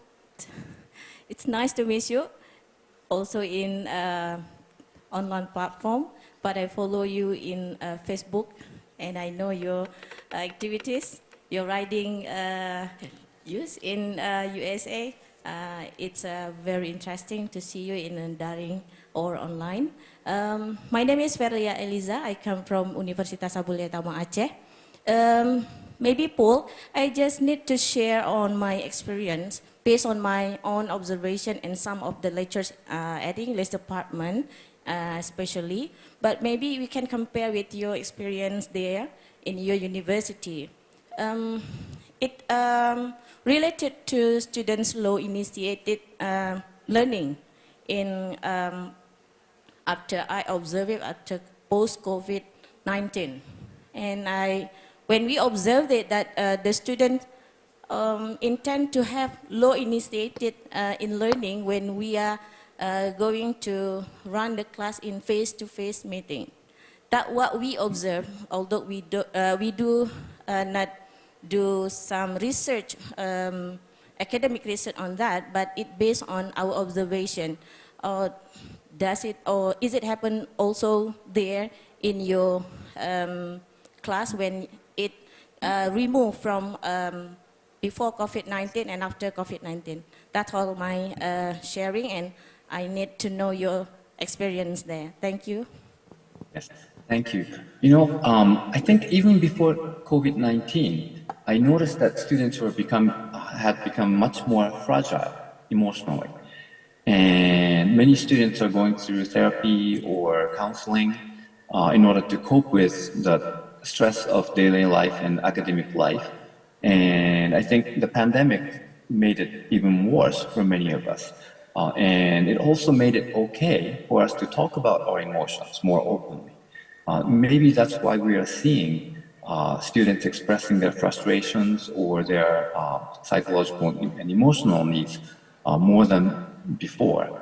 So yes, it's not just in Indonesia, it's happening everywhere. I've seen that in Thailand, I've seen that, heard that from people from different countries as well. So yeah, again, being sensitive, listening to students, and being more kind as human beings. You know, before we are teachers, you know, treat students with respect, treat students as individuals. Of course, we have been doing that all along, but we may need to do it much more consciously in order to address the students' needs currently. And I saw a question in the chat box, and I know I'm running out of time, but it's about the use of ChatGPT or AI technology in post-pandemic. So I don't have the time to tell you everything, so you can take a screenshot and think about these points. But I'll just say one thing. Some teachers prohibit the use of AI because they don't know what to do with it. But you know, if you tell students not to use something like dictionary or translation or friends help or AI, what are they going to do? They're going to use it anyway, and they won't tell us about it. And when they don't tell us about it, when they hide, it creates a situation where we can't educate them. I think being open about what's going on, that AI exists, and AI can be useful, but it can create problems, and there are good and bad uses of AI, and having an open conversation about it, I think, is the most important starting point. And in order to do that, we need to learn how to use AI or how not to use AI. And one more point I want to mention is that we need to be much more specific about what we are trying to teach. Because sometimes people prohibit the use of AI, but for brainstorming, when they're trying to learn to write, I think it's perfectly fine to use AI to come up with ideas. And when they are trying to learn certain content, they can use AI to draft something or help revise something, but the ideas would have to come from them. And what's appropriate and what's not appropriate depends entirely on what we are trying to teach and what other things we ask students to do in order to support that learning. Okay, I'm going to stop here. I think we are out of time. So thank you very much for great questions, and thank you for your attention. I hope you enjoyed the presentation. Yeah. All right. So we still have time. One more questions. Oh, we do. Okay. Okay. Oh yeah. So yeah, over there. The microphone. Microphone. There.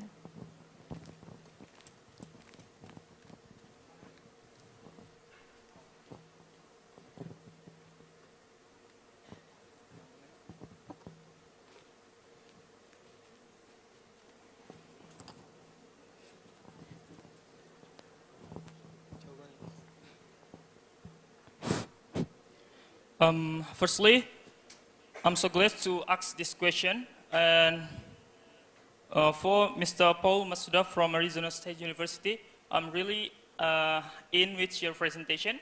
Let me introduce myself. My name is Sunggara. I'm one of the students from University of Muhammadiyah, North Sumatra, at Faculty of Teachers Training and Education. Well, regarding the challenges of remote teaching that you have explained, and we actually experience all of these challenges as students. And the question from me is, what is the best advice from you for us to be able to adjust ourselves in the future? Maybe as a future, an English teacher in the future. I thank you. Yeah, well, that's actually a question that's relevant regardless of the pandemic. And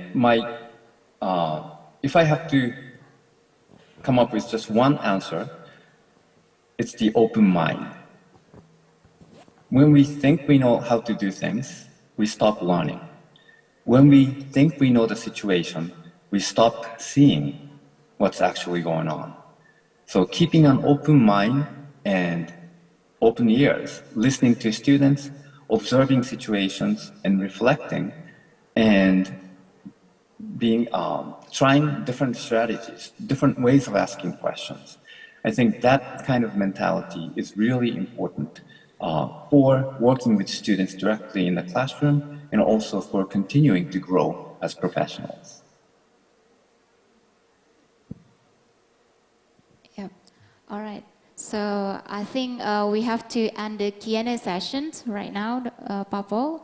So, one short summary that I could say is responding to current issues. So we facing a lot of technology, but responding to that, we come from fear zone, but we will go to the learning zone, and at the end we will find the growth zone. So having the growth mindset. That is very beautiful, Papo. And since we consider the time clock in USA, we are so thank you for your time, Papo. Hopefully we can meet again in the next event. We are waiting for your presence for sure. And thank you for sharing your ideas. Also, if you want to stay longer with us, feel free to do that. Thank you very much for Papo. Great, thank you. Terima kasih. Yeah. Okay. The next agenda is the presentation from our keynote speakers. Let us welcome the honorable speakers to come to the stage. To Professor Dr. Sri Minda Murni MS, Associate Professor Graham Parr, and Dr. Mandra Saragi M. Hum, please join me in the stage.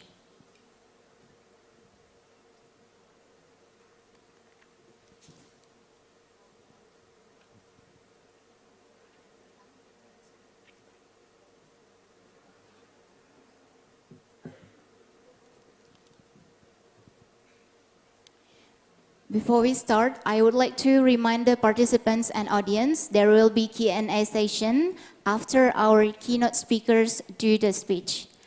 So now let me introduce our second keynote speaker, Professor Dr. Sri Minda Murni MS. She is the professor in the Department of English Education at Universitas Negeri Medan, completed her doctorate in Linguistics at Universitas Sumatera Utara, guest lecturer at Universitas Negeri Syekh Kuala Banda Aceh, Secretary of University at Unimed, Coordinator LPTK or Teaching Training Institute in Tanoto Foundation, Expert Council in Indonesian Teacher Association, also the Educational Consultant in Educational Office of Medan, Educational Consultant in several institutions.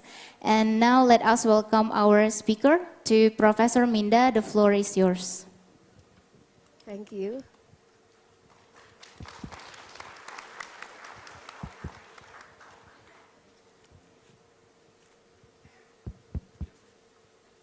Bismillahirrahmanirrahim. Assalamualaikum warahmatullahi wabarakatuh.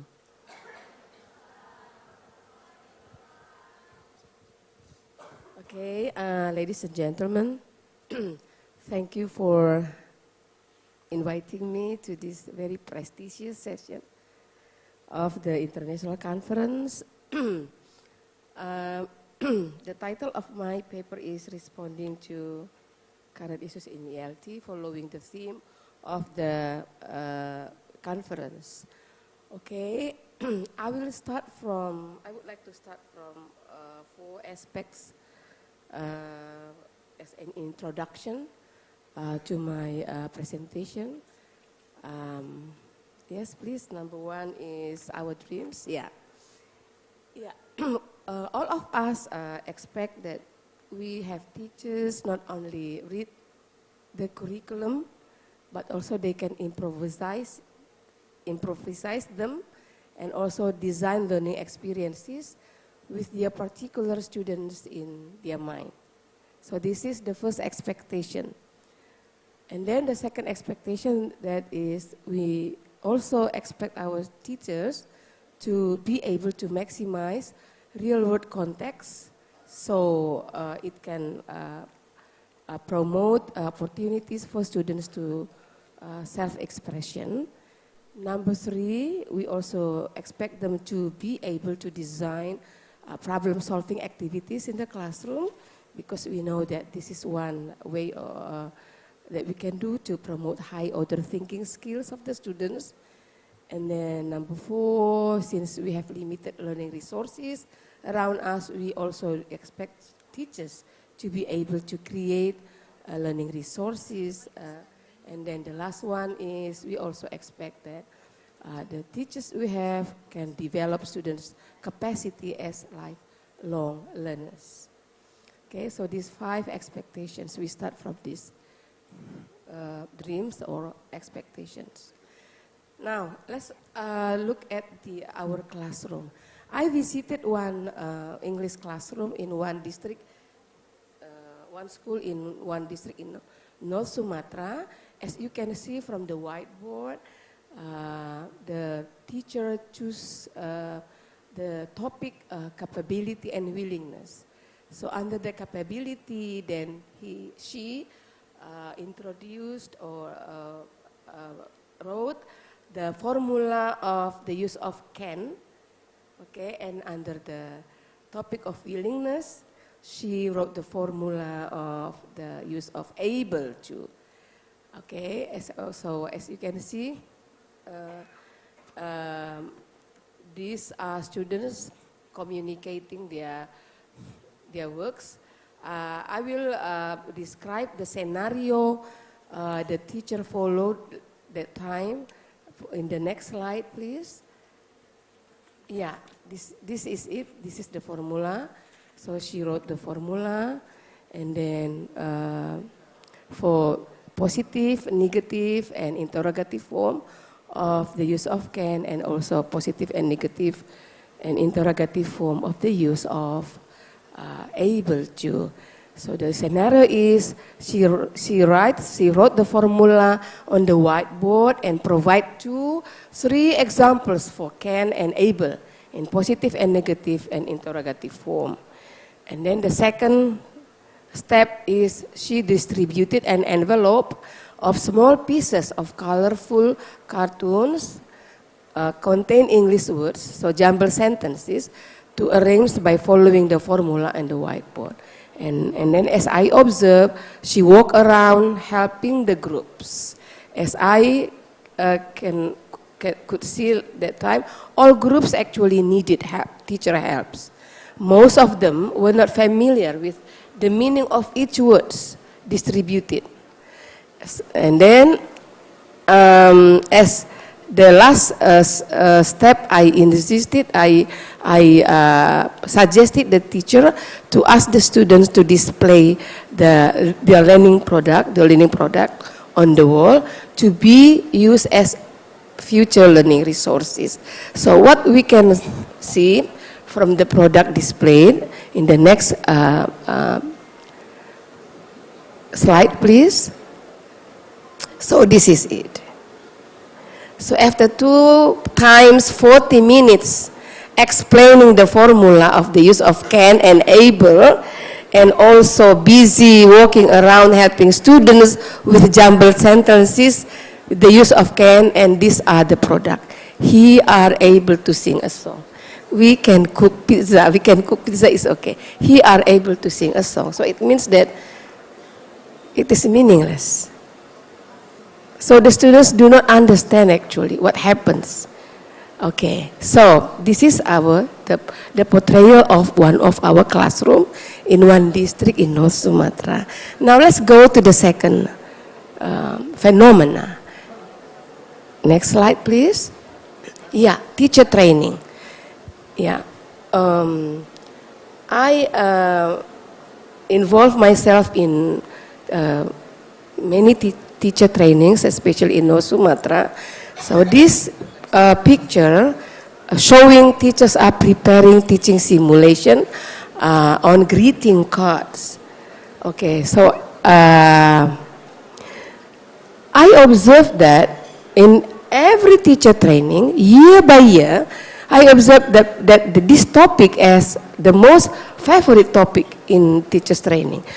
By the end of the 3 days or a 1 week training, we ask the teachers to do peer teaching to show whether they can already accommodate all the topics given throughout the days, throughout the week.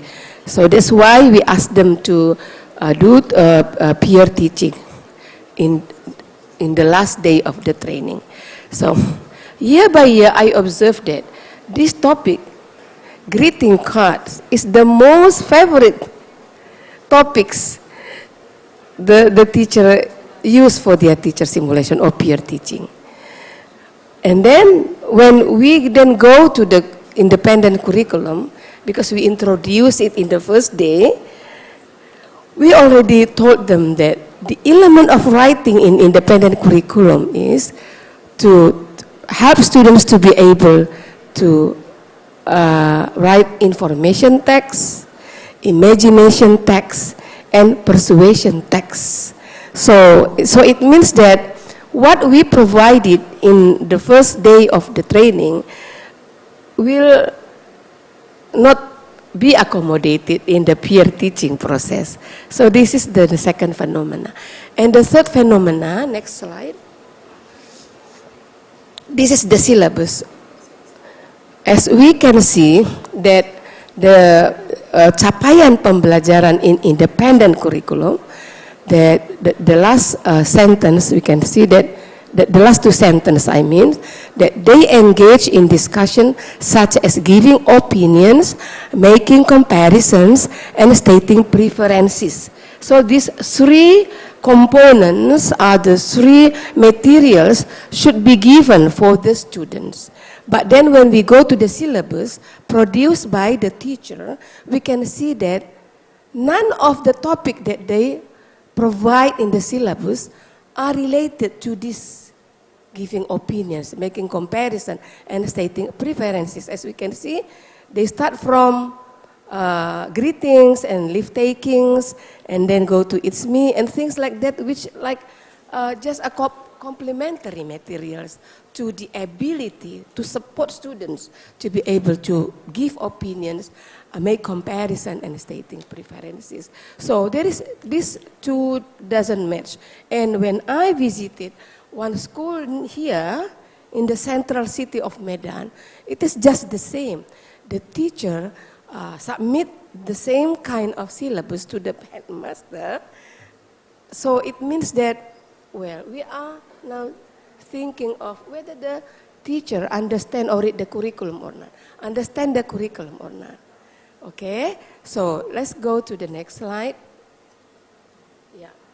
Yeah, next. Yeah, this is the second step of my presentation. Silakan, lanjut. Yeah, so we have some questions in mind then. Why can enable to? Kenapa ya? Guru itu begitu tahu that we are going to observe her, we are going to sit inside of her classroom. Kenapa dia memilih topik can enable ya? Okay, that is number one. And then number two, why every teacher training selalu memilih greeting cards? Yang ketiga, why the syllabus doesn't match the formulation of achievement assigned by the curriculum? Those are three questions which are very important for us to discuss. Okay, next slide please. We have some assumptions for this. The first assumptions for the teacher side, maybe the teacher only teach what they know. Apa yang mereka tahu, hanya itu yang mereka ajarkan. Okay, and then number two, I don't think they read the curriculum. Even though they read the curriculum, I don't think they have literacy level that we need to understand the curriculum, to improvise the curriculum and design learning activities to support the formulation of achievement. Huh? Oh yeah. Okay, and then so what is the result then? As we can see, the learning activities becomes very monotonous. Kita pasti sudah bisa menyimpulkan bahwa the teacher will start from writing the formula and give some examples and ask teacher to do exercises on that. Tidak berkembang. Dalam 20 tahun terakhir, I involve myself in teacher training. Tidak terlalu berkembang. Kemudian, and then bagaimana? Can you expect the teacher to be cooperative in the method of assessment? Apakah dia bisa melihat the differences, the unique individual students and their different abilities? Apa kita bisa berharap seperti itu? I don't think so. Karena ukurannya hanya apakah they are able to apply that formula. And then the next thing is that every time they start talking about different topic, they start over again with new vocabulary. Padahal vocabulary ini have been introduced in the previous sessions. Jadi tidak ada upaya from the teacher to, to put to displace all the previous learning products to be used later. So to ask students to visit all the learning facilities or learning resources untuk mengingatkan they already have encountered that vocabulary misalnya. And then we also observe students, teachers use some digital learning from YouTube for example. But we can see that not all YouTube selain tentu the all video submitted by the teachers in akunbelajar.co.id ya. Okay, all YouTubes, some of them have at least two weaknesses. Yang pertama, too complicated for the students. Yang kedua, give unnecessary information for non-linguistic students. So we need to customize this, right? Ya, hal-hal yang seperti itu. Can we expect teachers to do that? Nah, sementara di sisi lain, as the previous speakers already mentioned, bahwa kita tahu English teachers itu can give negative impact on the students. When you teach well, then they are enthusiastic. Sebaliknya akan terjadi. And then number 2, can we expect that the class will be joyful? Kemudian students itu tidak claim themselves as will never be competent on the subject. Saya kira teman-teman saya dosen sudah sampai pada kesimpulan they claim themselves will never be competent in English. Kenapa bisa terjadi seperti itu? So the history, the way they taught at schools pasti contribute to that, claiming themselves. Kalau udah bahasa Inggris namanya pasti kami nggak akan bisa. So something like that. And then number 3, diverse languages as resources. We know that students of junior high school, for example, they have already experiences to express themselves, the emotion, feelings, experiences. Tapi itu semua kita abaikan. Sehingga dia seperti orang yang gagu, tidak tahu apa-apa when it comes to English subject. We do not empower this, we do not make use of these previous experiences hanya karena mereka in the native language atau in Indonesian language. Kita tidak menganggap ini sebagai potentiality. Kita menganggapnya kita cut habis antara native language mastery, Indonesian language mastery, dan mereka menjadi orang yang baru sungguh-sungguh from zero. Padahal seharusnya tidak. They already have experiences to express themselves in other languages. So we need to empower this to use to express themselves in English language. Jadi mereka tidak merasa sangat tertekan, sangat nol, tidak merasa seperti itu. And then also flexible pacing. We know that different students show different learning speed, learning interest. Apalagi satu lagi, learning style. So each of them has a right to give a flexible pacing for each of these because of these characteristics. I mean, yang terakhir yang saya ingin juga kita bahas adalah positive interpersonal relationships between students and teachers enhance individuals' enthusiasm for learning. Saya kira kita sepakat ini. The first time when I attended my junior high school, I had an English teacher. He came with origami, colorful origami papers, and then show us blue, and then all of us say blue. And then raise the yellow, red, brown, and less than 5 minutes, we already understood the whole vocabulary for colors. And after that, he continued with blue. It's blue. And then we just repeat after him.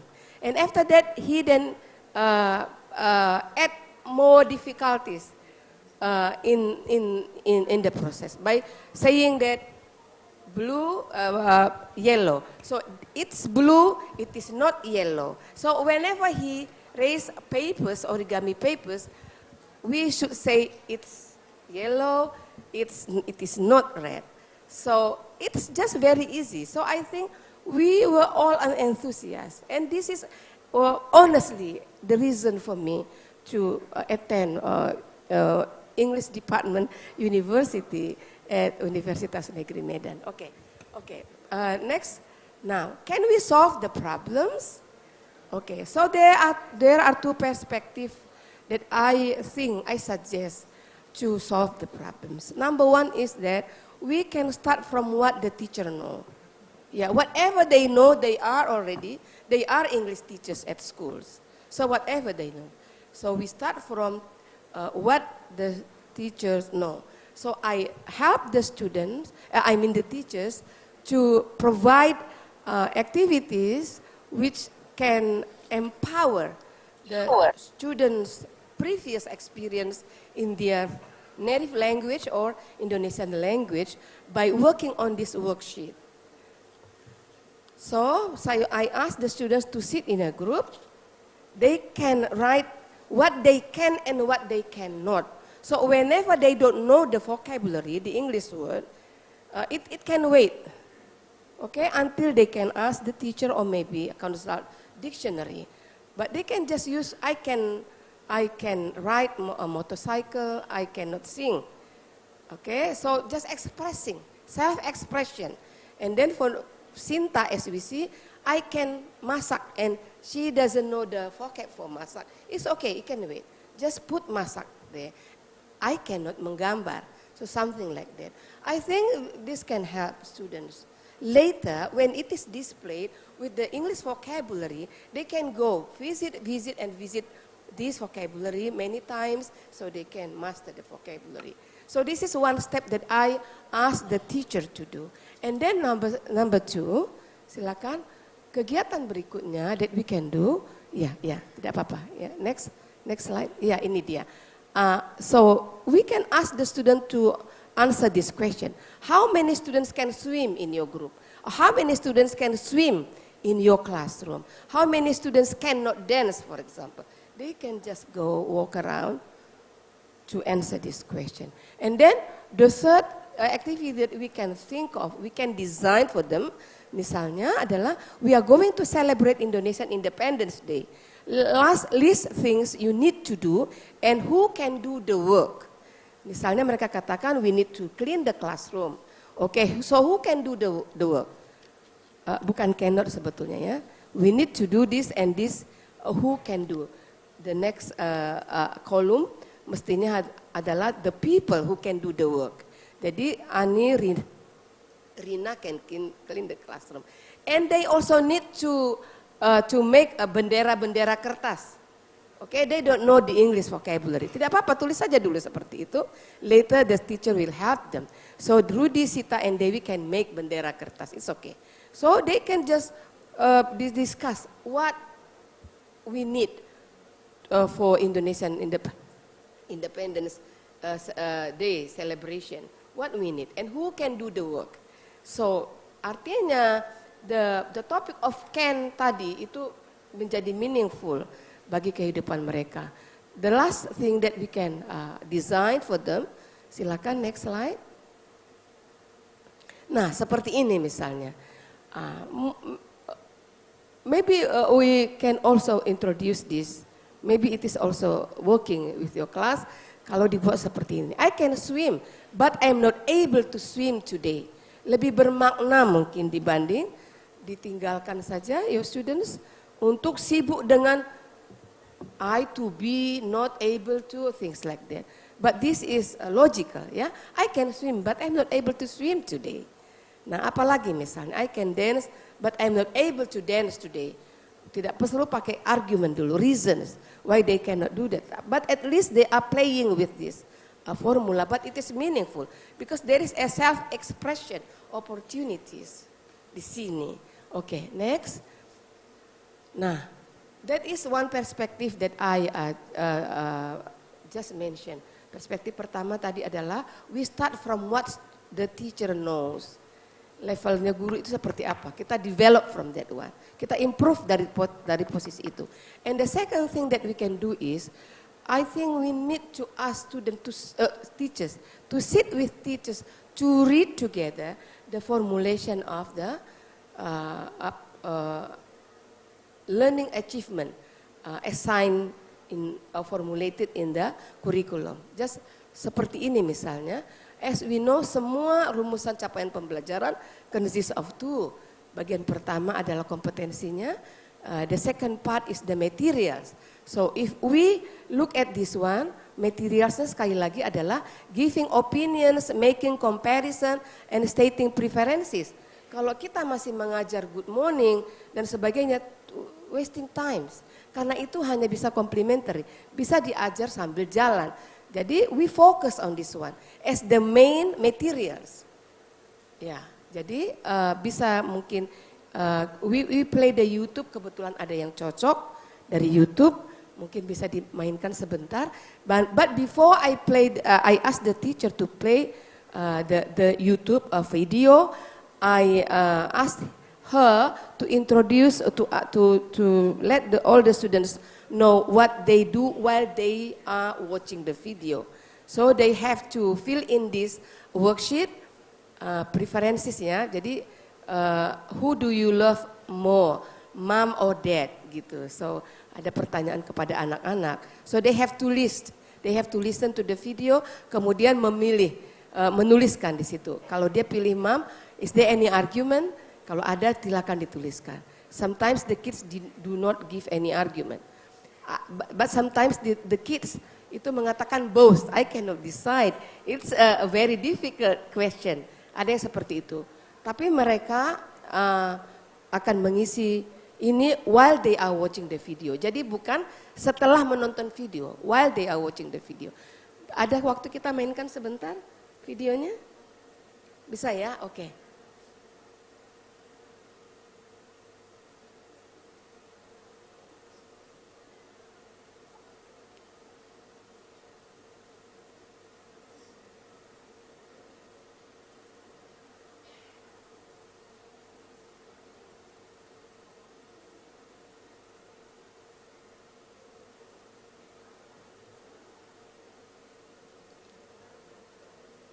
Who do you like better, mom or dad?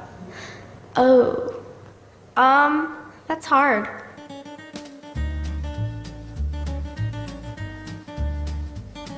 Who do you like better, mom or dad? Oh, that's a hard question.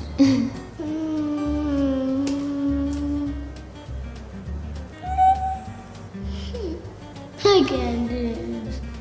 Who's in the room with you? Mom. So, what's the right answer? Dad. My mom. My mom. I like mom. No, I like dad. No, I like both of them. I think I like mom. Dad. My dad spoils me the best, so dad. Mom. Sorry, dad. Mom. Mom. I can't decide. I like both the same. Who do you like better, your mom or your dad? Dad. What's your mom doing? Kid, you don't like me. I'll kick you out of my house. My mom. Both. Mom. Mom. I like dad. Sometimes mom, sometimes dad. I have to say both. I can't choose. She always makes me breakfast, so I think my mom. Mom. My mom. Dad. Both. Dad. And I miss sister too. Because we have baby dresses. Mom. Mom. I don't like both of them. Daddy.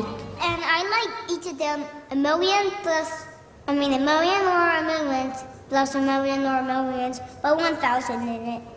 Wow, that's a lot of love. Who do you like better, mom or dad? Dad. Mom. Mom, because dad is a little mean. Back in the old days, they did it hard. Dad. Mom. Mom. Dad. Mom, because she's perfect. Who do you like better, mom or dad? Oke, mungkin udah cukup videonya. I can't choose. Yes. I don't really know our because my parents kind of fight over that. Experience, So right? I plead the They can fifth. in Indonesian or in their ethnic language. So this is not something unfamiliar. So we empowered it. But now they have to work in English to work on this workshop. I mean in English. Jadi menarik ya kalau seperti itu kita bawa ke itu tadi preferences kalau itu yang kita pilih. Jadi tidak menghabiskan waktu untuk hal-hal yang mungkin bisa diselipkan dalam pembelajaran utama. Oke, next. Yeah. So ini this is an example of scenario that we can use to teach this that topic preferences. Yang penting ada flexible pacing kita berikan kepada anak because they can they have different learning speed. Dalam satu kelompok itu mungkin kita bisa berikan waktu yang berbeda-beda untuk submit dia products. Oke, selanjutnya.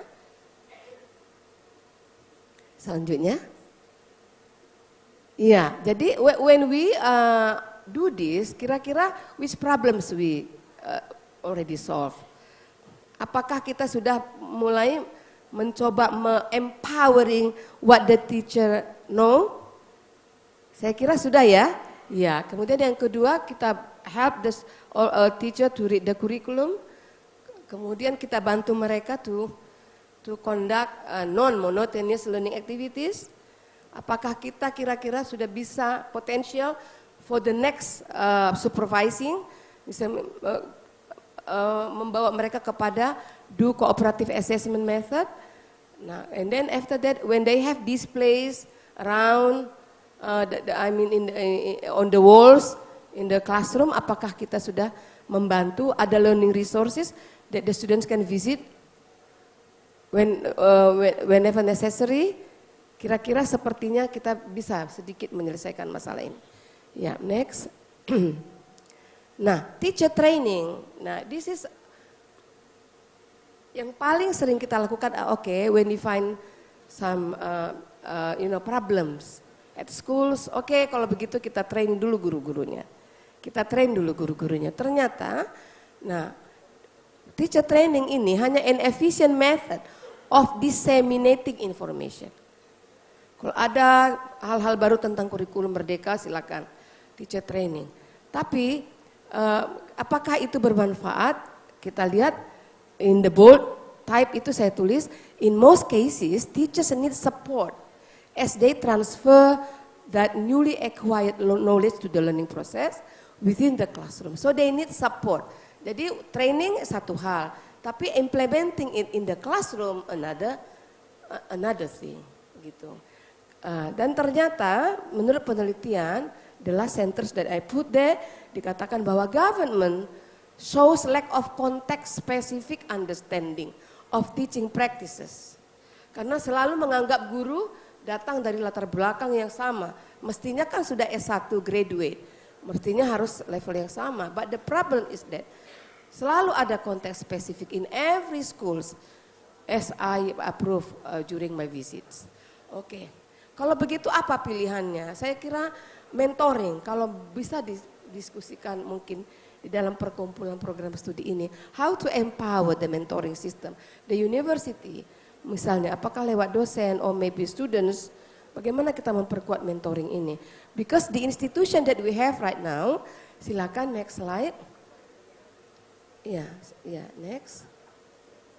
Ini hanya, okay. Before the question of who, kita dulu bertanya, kalau kita pilih mentoring system, what then to mentor? Apa yang harus kita mentor di lapangan? Ya, yang pertama, personalization of learning process. Untuk apa ini dilakukan? To ensure the learning process is better suited for each individual learner. Ini hal yang pertama yang perlu kita mentor, because this is one of the future orientation of education. Ya, bagaimana ya to put this into practice, memastikan bahwa ini terjadi di setiap sekolah-sekolah. Setiap anak punya hak untuk bisa menguasai bahasa Inggris dan mengatakan he is competent to be able to speak English. Hanya kebanyakan anak belum punya kesempatan bertemu dengan guru bahasa Inggris yang pintar, yang dapat mengerti kebutuhan belajar mereka. Oke, number 2, apalagi yang perlu kita mentor di lapangan?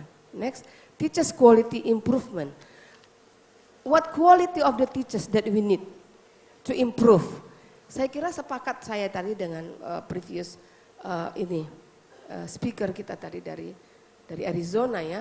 Humanism, sikap ini, humanism, empathy, emotional intelligence. Terus bagaimana ini prakteknya ini ya? Itu perlu dipikirkan. Kemudian yang kedua, Oke, sudah habis waktunya ya. Oke, ini waktu mentor, silakan nanti bisa diteruskan dalam diskusi. Berikutnya biar kita selesaikan slide-nya sedikit lagi. Next slide please. Next slide please. Satu lagi yang perlu kita mentor adalah, next slide. Ya, oke. Institusi yang ada sekarang adalah instructional leaders who are the principals. Tapi kita lihat bahwa it doesn't work very well. Di lapangan kepala sekolah lebih banyak sibuk mengurusi dana BOS, pemanfaatan dana BOS daripada mengurusi guru-guru di sekolahnya. So, apa yang bisa universitas lakukan lewat dosen-dosen dan students-nya. Saya kira itu dulu pengantar dari saya. Thank you very much for the opportunity. Thank you very much, Professor Minda, for presenting a fruitful speech. Next, our third speaker is Associate Professor Graham Parr. As we know, he is the Associate Professor in English Education and Associate Dean for International in the Faculty of Education at Monash University, Australia. PhD in Inquiry-Based Professional Learning of English Literature Teachers. Researchers in the fields of English Education, Teacher Professional Learning, Professional Experience, Narrative and Creativity, and Initial Teacher Education. He also received an award called a Carrick nomination for the outstanding contributions to teaching and learning at Monash. Now let us welcome Mr. Graham Parr. Please take the floor. Terima kasih. And if it's okay, I'm going to stand up. I hope that's all right. Assalamualaikum, selamat pagi. Good morning from Australia, or should I say, g'day from Australia. To the distinguished guests, scholars, and students in this wonderful room, thank you for inviting me to this conference and to participate in the first of the English Teaching and Linguistics Conference. The theme is responding to current issues in ELT and linguistics, challenges, innovation, and strategies. So we might start the slides now, if we could, please, Rini.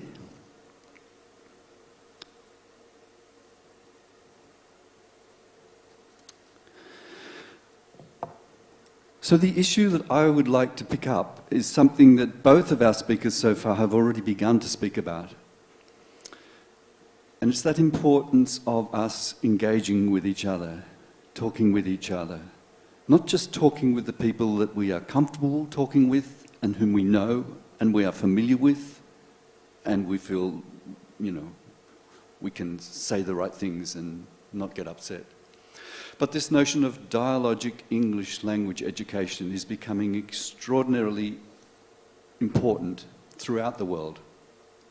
Never more so now than ever before, because we live in a world where globalization is trying to bring us all together and we're supposedly able to know each other and understand each other and work together.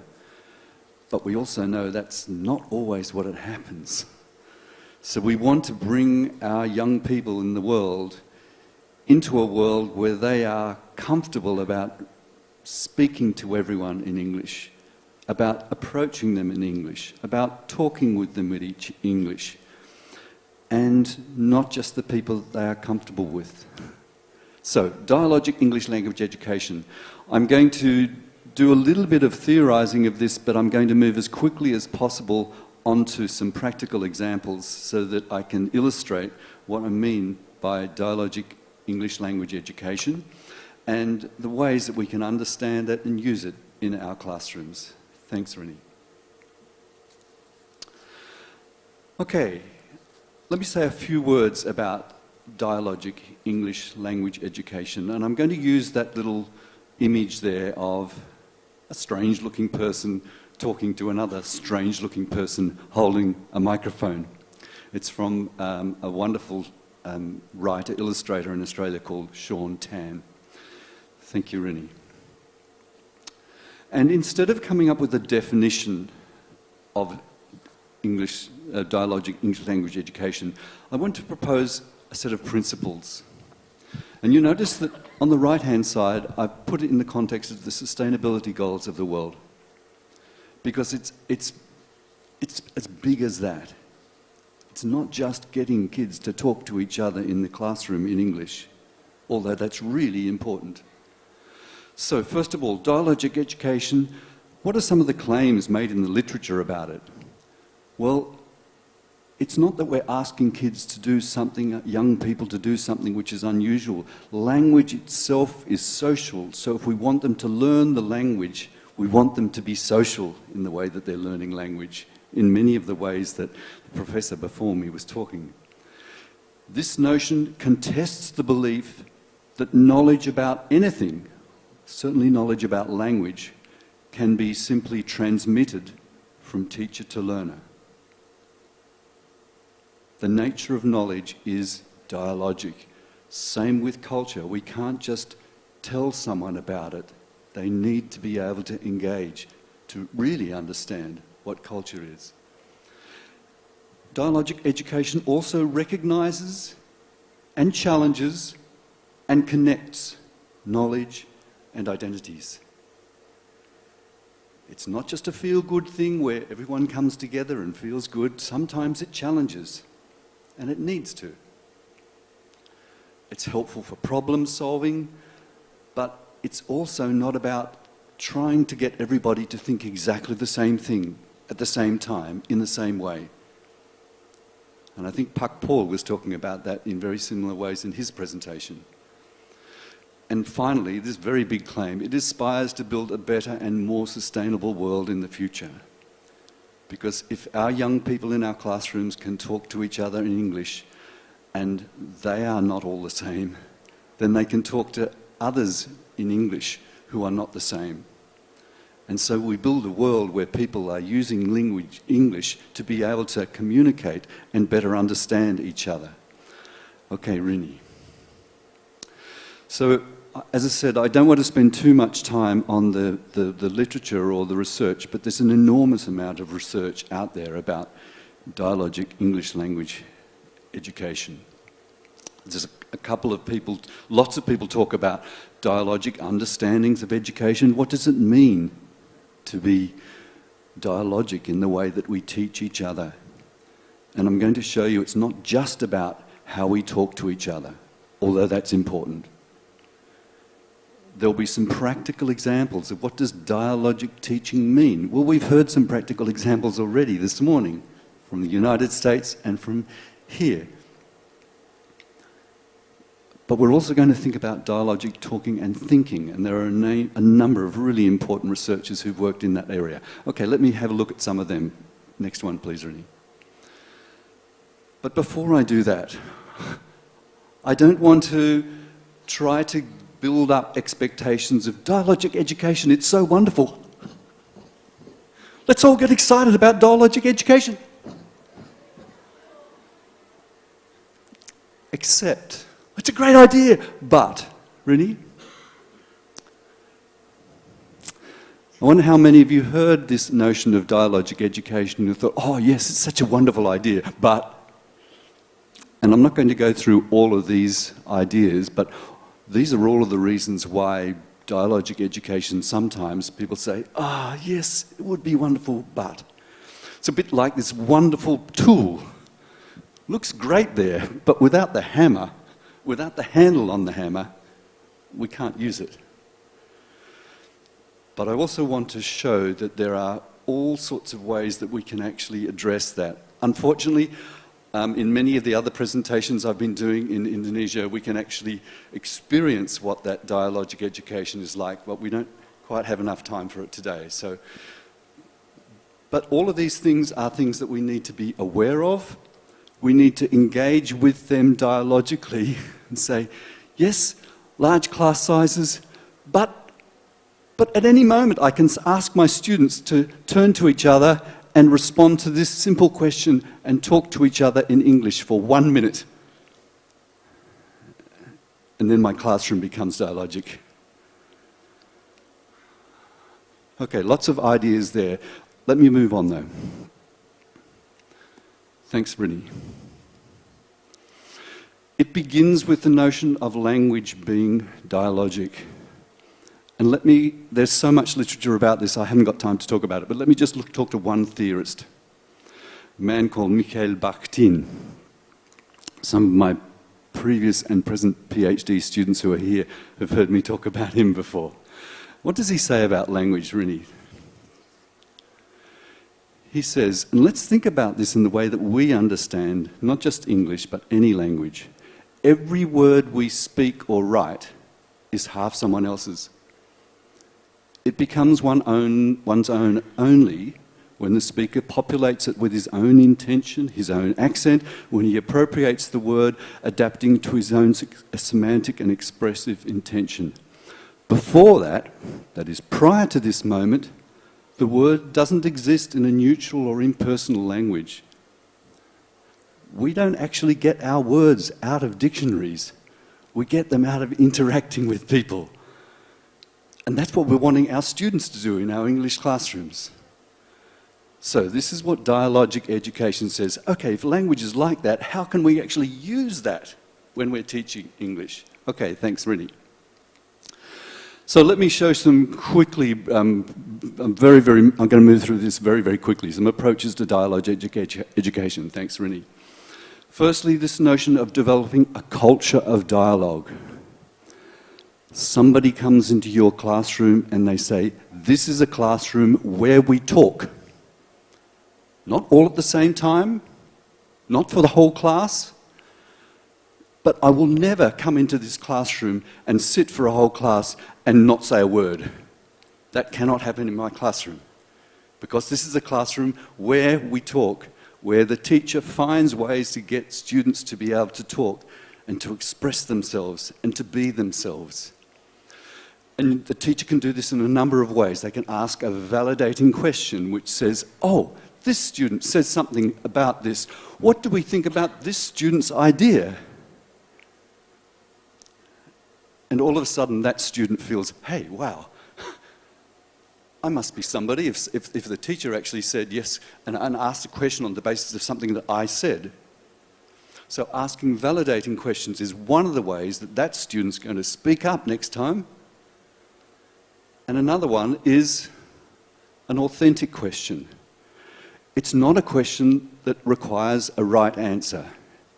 And in fact, that's not the point. It's a question which explores possible other ideas and explores other possible dialogue about that. We're not interested in harmonization at this stage. We're actually interested in different people's ideas. Okay, let's move on, Rini. The other is a whole variety of literature about generating dialogic talk in classrooms. Thanks, Rini. Next.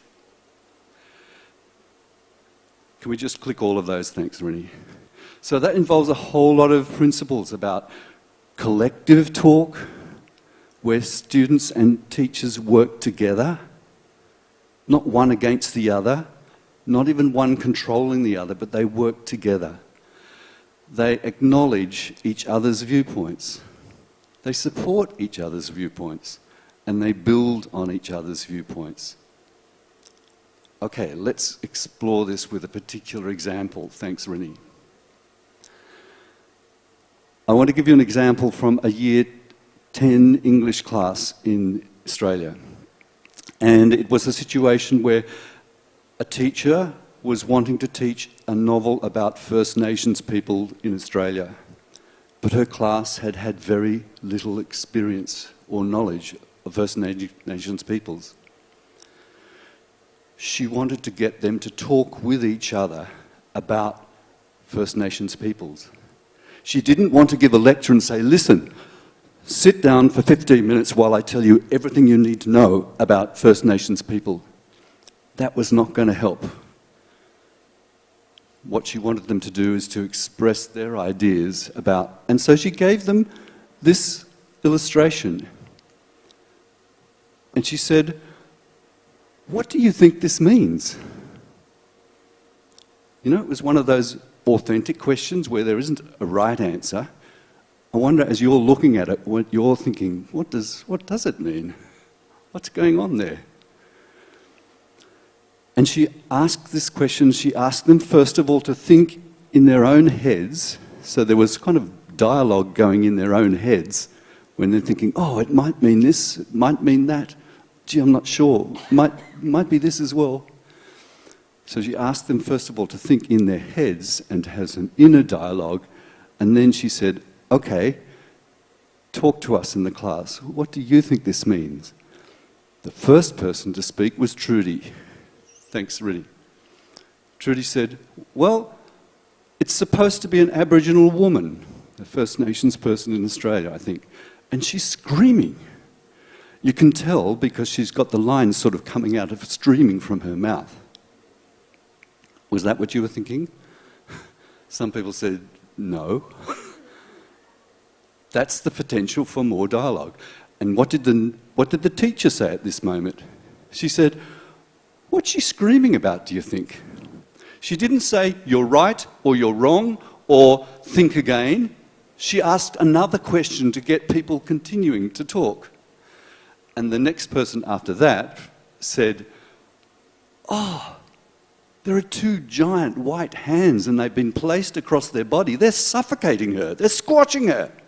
No wonder she's screaming. And such was the culture of dialogue in that classroom, the teacher didn't have to stop and say, can somebody give me another answer? Somebody was already prepared with another possible idea. Peter said, maybe the hands are trying to comfort her. It's just that it's not working all that well. And so you continue to explore ways that you might understand this image. Yet another student said, actually, I actually think they're not hands, I think they're spaces. It's like parts of her body have been ripped away. And the teacher was just stepping back and watching this dialogue take place, saying just a couple of things every now and then to prompt the dialogue, but allowing that process where people asked questions, proposed ideas, and said, let's keep talking about this. And then finally, one other student said, hey, where are her arms? In other words, what happened to her arms?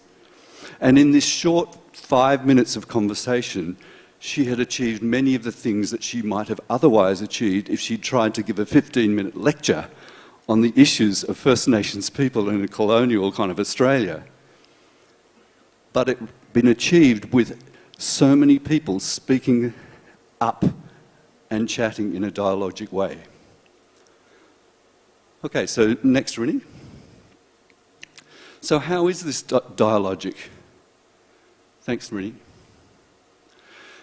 The teacher, you can see, was using a whole variety of questions. First of all, the first question, and then the authentic question. She was modelling that idea of dialogue being important. She was inquiring together with the students. There was talk happening across the class, and it didn't have to be pushed by the teacher. And the students were also comfortable about trying things out, even though they weren't sure whether that was the right answer. That is, they felt safe and trusting in that environment. And notice, really importantly, the teacher was not there saying, oh dear, you've all got so many different ideas, let's stop now and make sure we all understand this the same way. It was more important to have the dialogue where everyone was talking than to come up with the right answer, if there was one. Okay, I've got time, I hope, for... How many minutes more have I got, Nissa? 5 minutes, okay. I've got time to show you one other example, which is a different perspective on dialogue. It's not just about people talking to each other. Rinny, next one, please.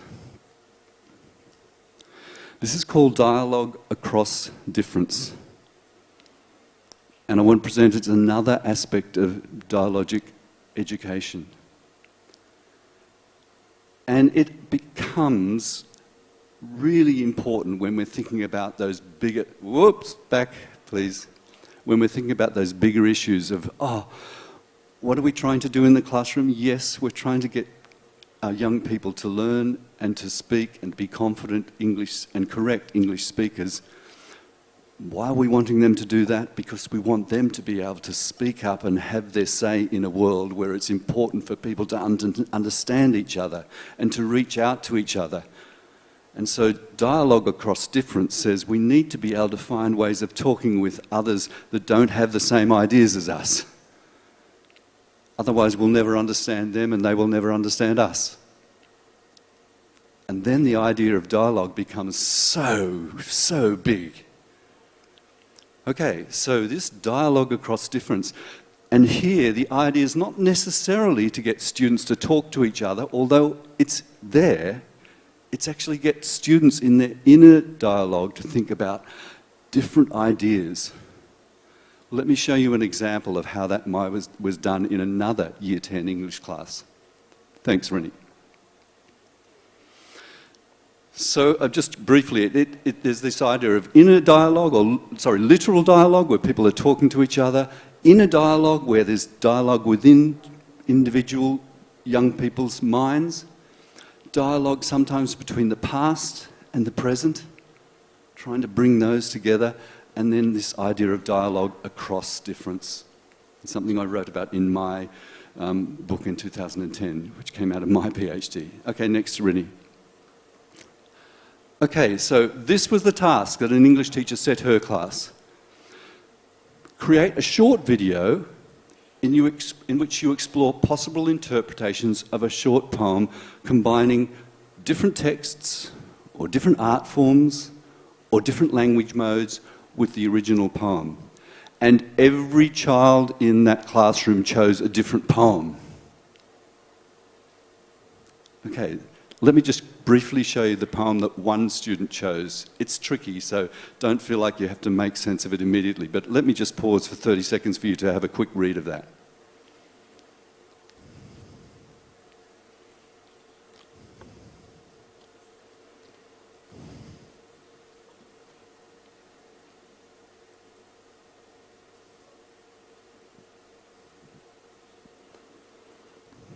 Okay, I'm going to have to stop you because we're running out of short of time, but how many people remember going through school themselves, whenever the teacher showed you a new poem, you froze because you thought, oh, what does it mean? Please, teacher, tell me what it means and then I can enjoy it. This teacher was saying, that's not where I'm coming from. I want the students to explore ideas and to talk through ideas both in their heads and with each other, and then they can actually think about building an understanding of the poem. But they don't start with what's the right or the wrong way. What they start with is the importance of the dialogue. So let me show you what one student did. And I'm going to show you a video which includes 3 very different kinds of text. It's this poem from 1952 in America, music by Pachelbel, Pachelbel's famous canon from the 18th century, and a 20th century anime called Gunslinger Girl. You can't imagine 3 more different texts coming together across difference, but she used it to try and show how she was making sense of this poem. Have a listen to it.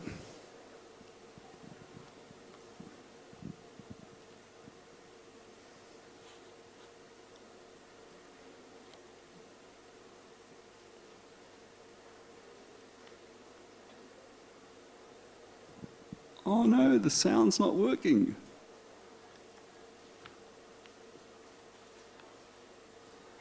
Is there no sound possible?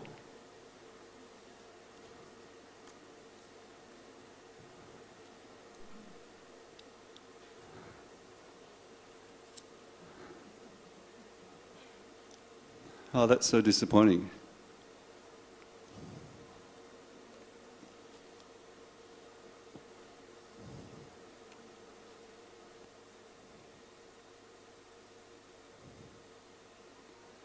I think we're just connecting sound now.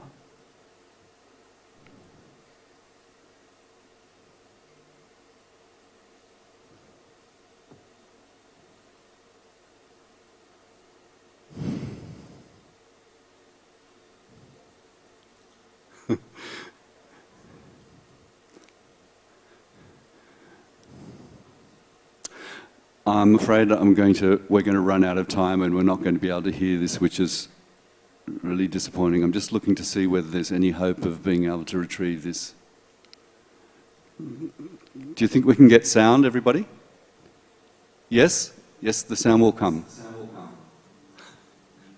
Here it is. And remember, the idea was to engage with this poem, very difficult poem.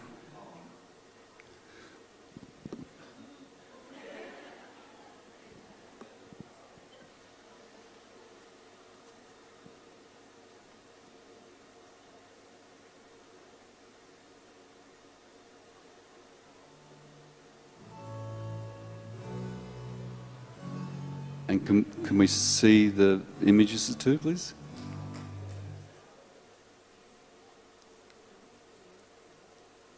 That's not one of the images.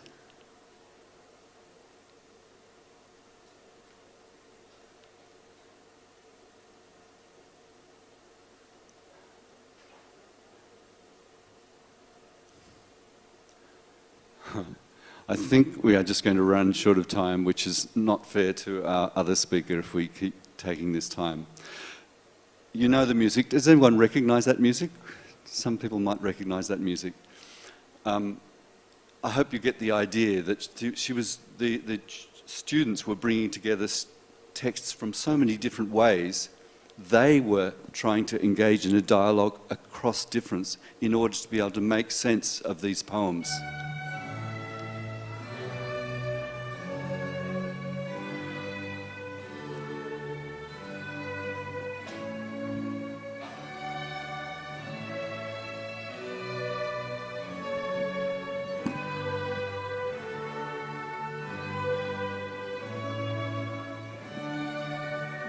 Can we put it in presentation mode?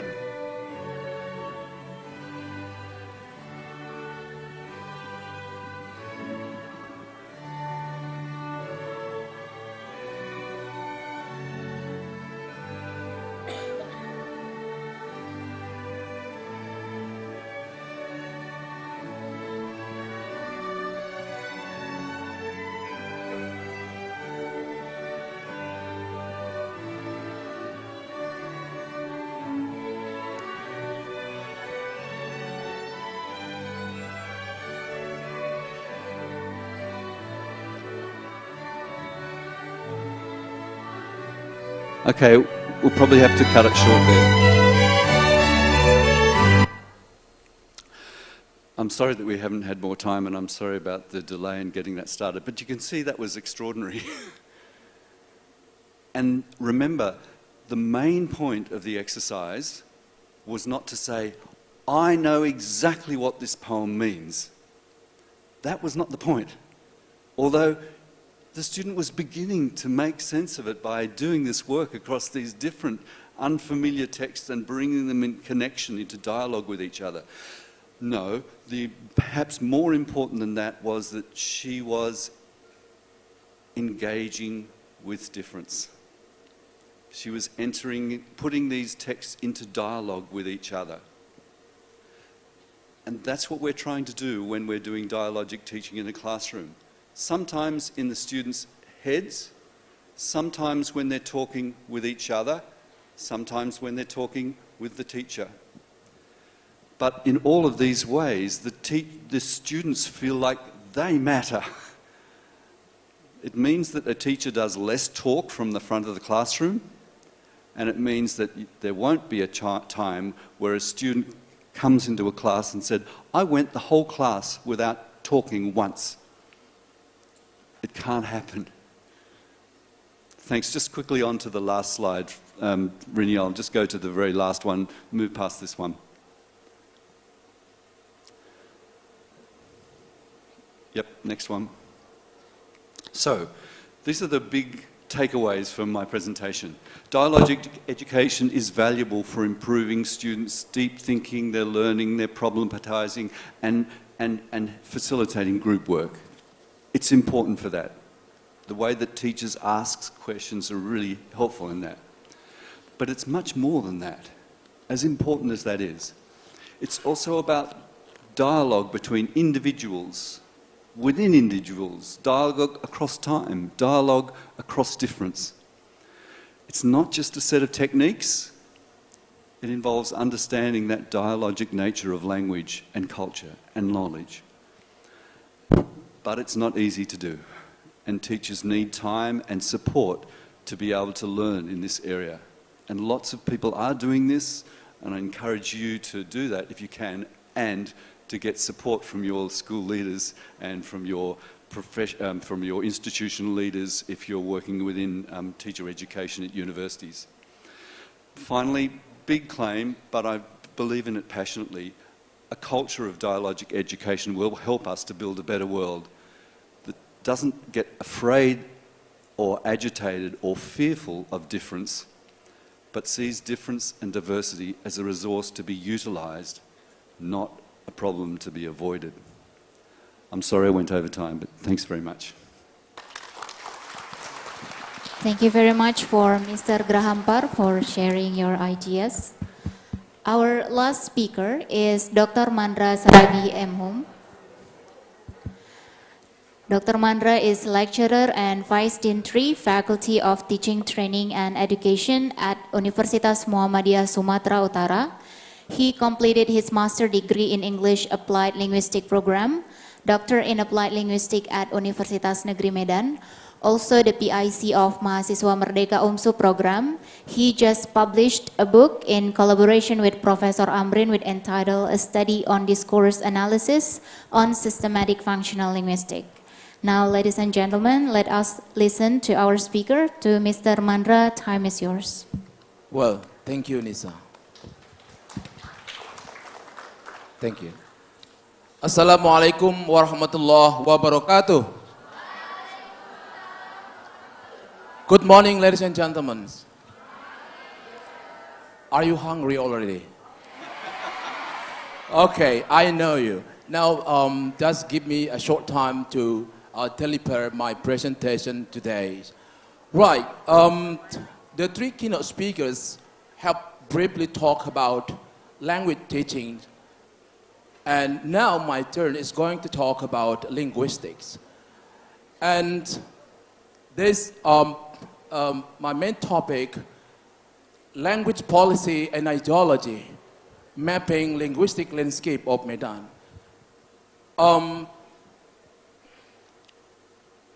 Yes, this topic is aimed to reveal phenomena of language use in the public area or in public space.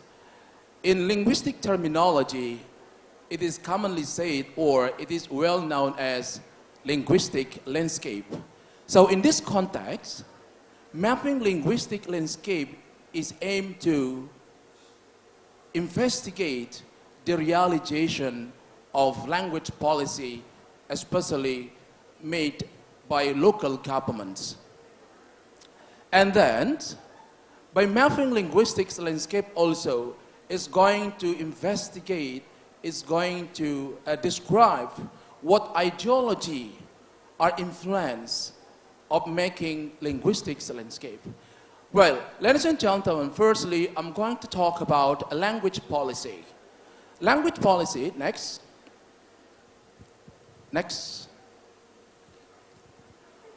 Well, a language policy is a part of ideas, laws, regulation, rules, procedure, and practices aimed at preserving, promoting a specific language, addressing issue of language diversity and multilingualism. Ladies and gentlemen, language policy is a government authorities. Commonly, language policy come up to maintain the language, or commonly, language policy come up to solve language problem in the middle of society. So as I said to you, a language policy, it is a government authority because the government is a decision maker. So language policy in this context is specifically talk about language policy which is regulated by local government, especially North Sumatra. Next. Now, I'm talking about language policy of Indonesia. Language policy of Indonesia is specifically regulated about how to maintain Bahasa Indonesia. And actually, language policy of Indonesia, has a strong, Indonesia has a strong language policy. First, language policy of Indonesia firstly created or declared at the Congress on October 28, 1928. And then, that's why I said, actually Indonesia has a strong language policy. The second one, Minister of Home Affairs Regulation number 40, it also concerned about regulation or language policy. And the third is Indonesian constitution. It also regulates about language policy of Indonesia.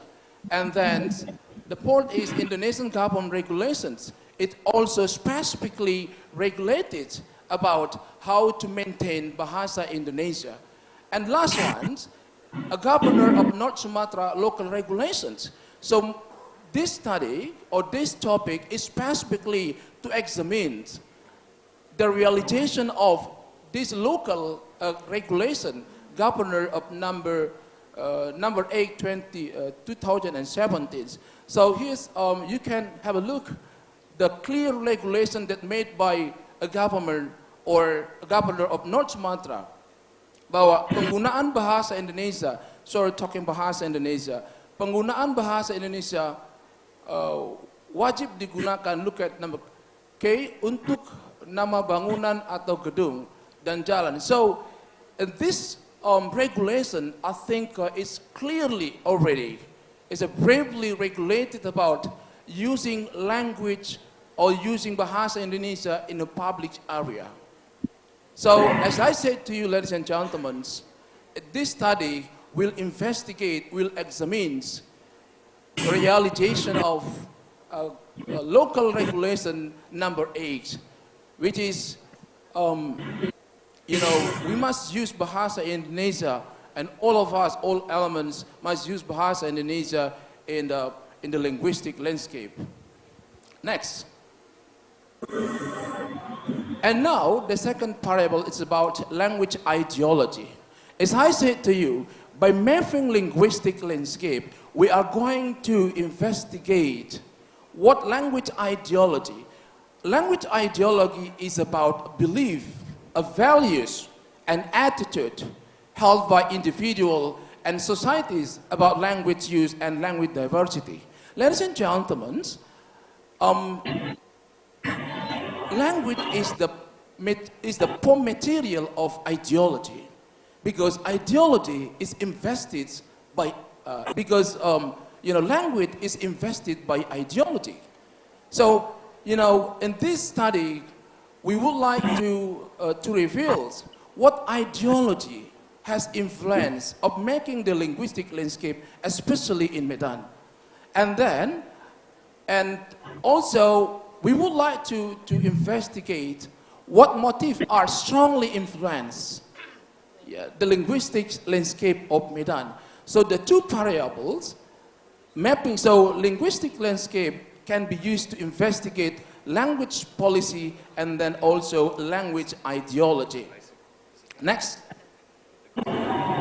Right, now here is the linguistic landscape. As I said to you, ladies and gentlemen, so linguistic landscape is about the use of language or the use of our language use in a public area or in a public space. Everyone can read, everyone can help, everyone can understand. So all text displayed in the public areas. So this means a linguistic landscape. So based on the theory, linguistic landscape is the language of public road sign, advertising, billboard, a street name, place name, commercial subsign, and public sign on governmental buildings. So this is what we are commonly said a linguistics landscape. And the development of digital has made up the public environment increasingly widespread in cyberspace, such as radio, so computer, so laptop, Facebook, and Instagram also as a, you know, part of linguistic landscape study. Next. So this is about a linguistics landscape, ladies and gentlemen. So I do believe, I strongly believe, and all of you have known about a linguistics landscape. And there are two types of linguistic landscape, top-down and bottom-up. A top-down is official sign placed by governments. I mean that the text is owned by, which made up or owned by governments. For example, public institutions, religious institution, governmental and education institution, and public announcements. So that top-down, which is owned by governments. And the second is bottom-up, which is the linguistic landscape on or made up by the private sector or private organization or persons like sub-science and private business and etc. Next, please. Well, the phenomena of linguistic landscape in Medan. And as I said to you guys, everyone can see, you can have a look around in Medan, the dynamic of linguistic landscape in Medan. So we found there are various languages in linguistic landscape of Medan. Bahasa Indonesia and local language. Of course, there are so many local language found in the linguistic landscape. It's ethno-linguistics. Why they use ethnic language to show they love about the ethnic language, and alhamdulillah, it's still used. It's still used as several businessmen and etc. And foreign language, of course, foreign language. There are so many linguistic landscape. There are so many texts are found in the linguistics landscape. And then bilinguals, they use more than 2 languages, and then also we found there are many texts are still use multilingual text or using more than 3 languages in one text. Next, please. Right. Now I'm talking about linguistic landscape of Medan. As I have briefly said that, linguistic landscape of Medan is quite dynamic and competitive title because there are so many. Because there are so many languages used in linguistic landscape. So I could say, language competition is clearly seen in the linguistic landscape, especially in Medan.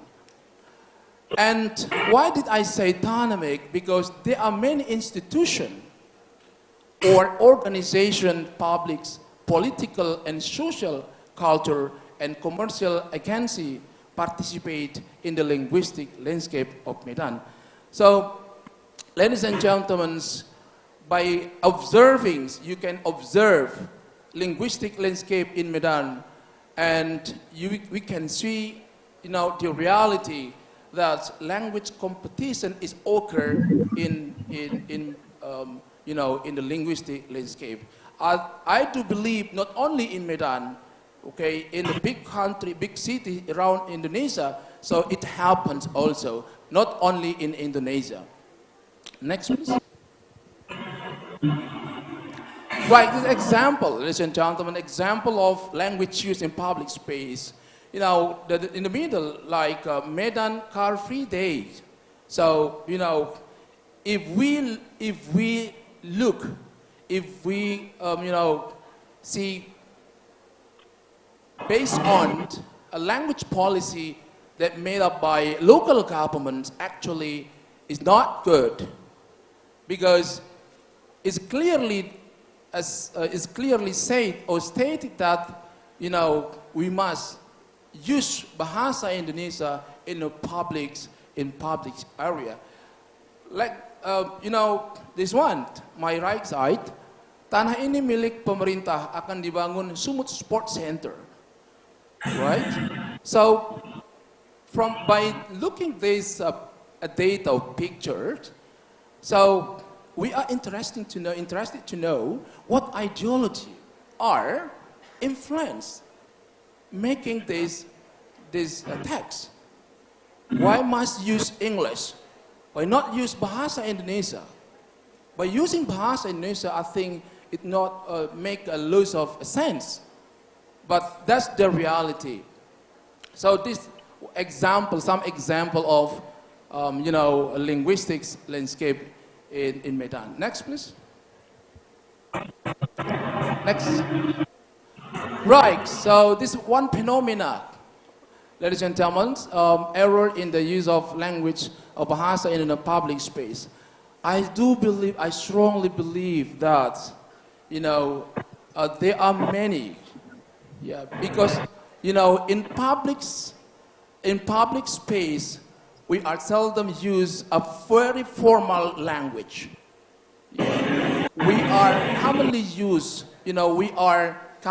or we used to use, informal language in a public area. So these are very, common that we found, error in the linguistic landscape. For example, tukang emas, but actually the right one is tukang emas. Yeah, not tukang emas, but tukang emas. But this is what happening today in our country. We are preparing to use, not standard bahasa Indonesia. We are preparing to use, not standards, right? Like this one, helm Anda mohon dikunci. So I think, as I said to you, there are so many errors that we found that we can see, around our life. Next, please. Yeah, this one examples. Yeah, use of foreign language by using, foreign language and mixing the language. Look at the middle. Brother at your side, and then Horace computer. There are 3 languages there. Horace is an ethnic language, right? Computer is Bahasa Indonesia, and the top one is English. So this is a phenomenon. Yeah. If we reverse to the language policy, it is not allowed. But we are still use, not only businessmen, but the government nowadays, they use, always, English. Next, please. So I think it can be found in another city, right? Not only in Medan, there's so many. Right, so the use of language in social media. Ladies and gentlemen, so linguistic landscape is not only, in public around our life, but in past books, social media, it can be said as a linguistic landscape. And there are so many, language problem of using Bahasa Indonesia in social media. That's example, right? Ya Allah, jauhkan aku dari mager. What does it mean? See, this is the phenomenon of languages in social media. Yeah. We can't use that one. Let's say OTW Jepang via Bangkok. So, especially adults, teenagers, they always use like this way. They communicate. They use this one. And I do believe all of you guys, my students, you always use, like this word. That's the language style. So actually, it impact or it influence to our language itself. Next, please. Right. See, this is my data, ladies and gentlemen. In Medan, right? And Billboard, I just take, the data from Billboard, a street name, place name, and commercial subsign and public signs. I didn't take the data from social media. The whole tax is about 556. Yeah, I took from private sector because, as I said to you guys, there are 2 types of linguistic landscape, top-down and bottom-up. So I take from private and governments, which location in Medan. Next, please. Next. Because the audience already hungry, right? I know in your heart, so be patient. Right. So I said to you, Medan divided into 2 places. Urban and suburban, or in the center of Medan, right? But I found, linguistic landscape is found in the urbans. There are 398 data or text that found in the Medan, a certain center of Medan. And then sub-or Medan is about 168. So this, the data. And now the proportion of language. So you may have a look, the data. So commercial subsign is the most. Yeah. And the third is street names, and then place names, and then billboard. And text domination is found in the private linguistics landscape. So, ladies and gentlemen, private contribute much about participate more in the linguistic landscape in Medan rather than a government itself. Next, please. Right, this is the text proportions, ladies and gentlemen. So the proportion of monolingual text, the reality is what's happening in Medan. Right, so Bahasa Indonesia is 30%, and then English 21%, and Arabics, and we got Arabics, English, and there are so many foreign languages found in the linguistic landscape of Medan. Based on the highest proportion of dominance, so Bahasa Indonesia is used in 2 domains, ladies and gentlemen, namely a place name and sign or street name. So Bahasa Indonesia is dominated in two domains, place name and street names. All right, I think next. 5 minutes more. Okay, 5 minutes more. Right, ladies and gentlemen. So the proportion of languages were contrary to the proportion of language that are mapped ideally in the language policy of Indonesia. So Bahasa Indonesia was only predominantly used in 2 linguistic landscape domains. As I said previously, names are place name and street name. And English language or foreign language is dominantly used in 3 domains: commercial subsigns, advertisement, billboard, and high complexes. And then the underlying reason for proportion of language ideology for against the national language policy is identified as being related to first is about commercialization purposes. So these are the strong factors. Yeah. So commercialization is the biggest or the strong factors of making the linguistic landscape. And then the second one is practice and reputation of foreign language use. And then the third one is religious practice. And 4 is identity and cultural practice. Next. Right, now going to conclusions, right? Right, proportion of language in the linguistic landscape in Medan are quite dynamic, dominated by English and Bahasa Indonesia. The large proportion of languages reflect that linguistic landscape is a very tight language competition, which is manifested through monolingual, bilingual, and multilingualisms.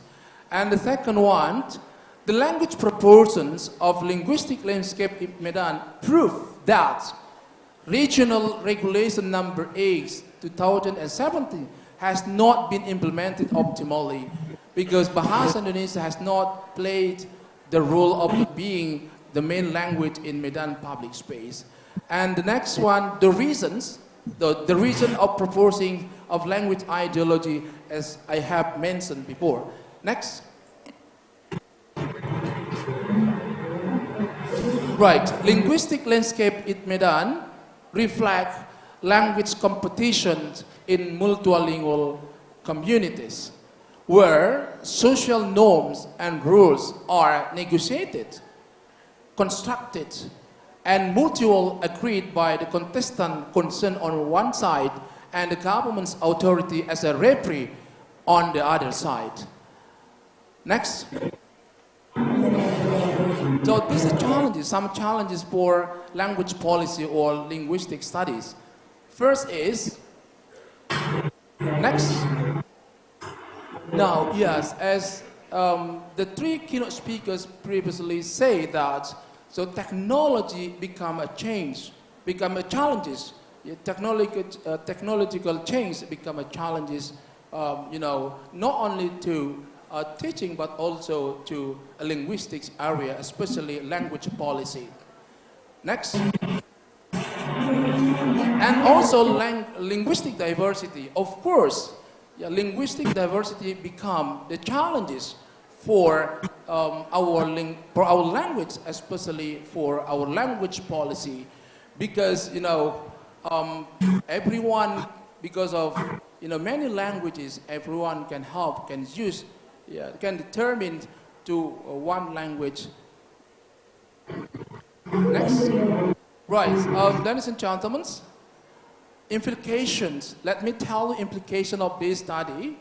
So linguistic landscape is potentially used as a source of language material, either for language learning skill and also language contents, because there are so many linguistic landscape. So it can be used as our source for learning language skill and content. For example, can you read it? For example, this text made by BKKBN in Bahasa Indonesia, mari sukseskan pendataan keluarga 2021 di Provinsi Sumatera Utara. Right?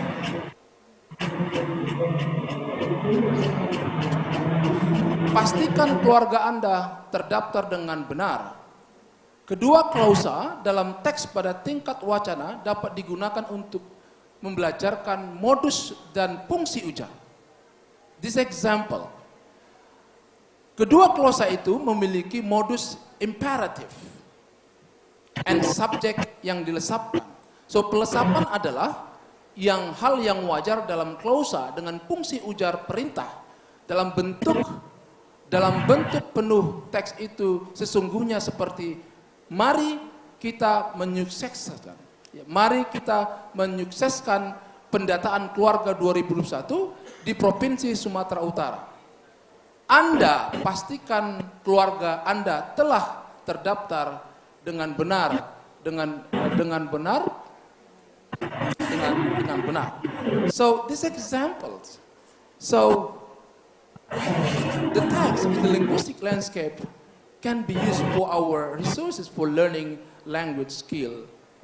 Next one. Next. Okay. As I said, time is over. So ladies and gentlemen, this is second one. Development and evaluation of language policy and planning strategies aimed at promoting and preserving Bahasa Indonesia. Next. Well, this one, the last one, there are strategy. Here are some strategy to maintain or to solve the problem, especially about language policy. Next. First one, it is necessary to control the media, such as banner, billboard, and signboard of agency and etc. So it needs to control, ladies and gentlemen. And then the second one is about socialization of language policy. So it needs, a strong effort how to socialize about the regulations. As I said to you, ladies and gentlemen, actually Indonesia has a strong regulation, especially has a strong language policy.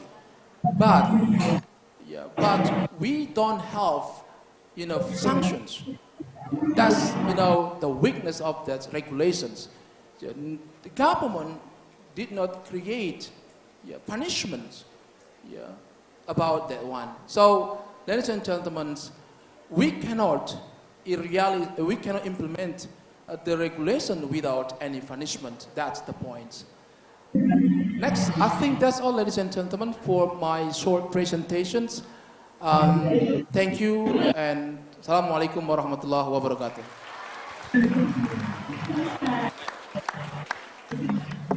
Thank you for the insight, Dr. Mandra. Last but not least is the session that we have been waiting for, which is the questions to all of our speakers on the stage.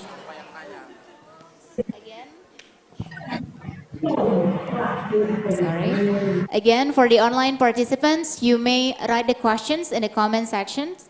But first, I would like to start to give the opportunity for the audience.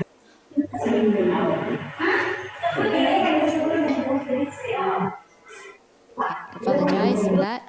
I would like to start to give the opportunity for the audience in this hall to ask the questions. So please. Yes, please.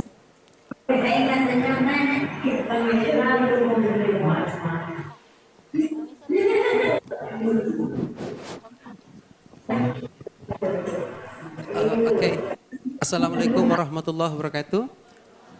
Thank you very much for the opportunity given to me. Good morning.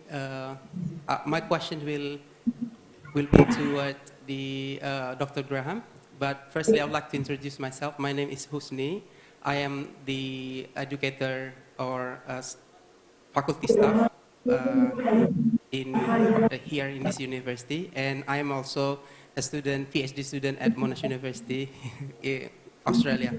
So I'm so much interested to the topic that you shared with us today about dialogic education, because this also related to my research in Monash University. So I have two questions to you, Dr. Graham. The first is that how can culture of dialogic education can be fostered in education setting where the hegemony or unbalanced power happening in that situations. For example, teachers actually regard himself or herself as the source of knowledge rather than the students. And my second question is that what kind of action can we take or can be taken into consideration to follow the dialogic education to teaching and learning? So that's all my question. Thank you very much. Thank you for your very interesting questions, and it's wonderful to hear that you're pursuing your PhD at Monash, and that's great. There are two important questions, and the first question is one of the most important, which is by advocating or even suggesting for notions of dialogic teaching, we do not in any way need to say that we are taking away the knowledge or the authority of a teacher. What we are saying is that we need to open that authority up to be shared with students. We're not saying that the teacher is still not a source of knowledge and wisdom, but we are saying that students also are the source of knowledge and wisdom if we give them a chance to speak. And that's the really important thing. So it's sometimes, as you say, the kind of a hegemony of the culture, which sometimes people might feel that suggesting dialogic education is taking away something from them. It's not like there's a pie and there are 8 pieces in the pie, and by introducing dialogic teaching we have to take away some of that pie. It's the wrong analogy. It's about saying if love is important in the world and more love is important in the world, do we have to take something away in order to be able to introduce it? I don't think anybody would agree with that. But we are saying it's possible to share some of that knowledge and to be, I guess, open, to use Pak Paul's key idea, be open to the fact that the knowledge that we have as educators is still important, but the knowledge that students have in the world, which is sometimes slightly different from our knowledge and sometimes slightly different from our wisdom, they deserve to be able to have a say there. And the other lovely thing about that is actually teachers learn something from their students when the students talk. So just that's the first question. The second question is start small. I mentioned, and in some of the other presentations that I've done this week while I've been in Indonesia, we talked about dialogic teaching in very, very large classrooms. And we said that one of the things you can do, even in a room this size, even though I didn't have time for it today, is to pause and say, please turn to the person next to you and discuss this question for just 2 minutes. And so you're not opening up the classroom to complete chaos, you're not opening up the classroom to complete disorder, but you're making sure that every child in that classroom, every young person speaks. And so that's a tiny, small way, one of many ways, but that was my best suggestion. Thank you very much. For the next question, yeah.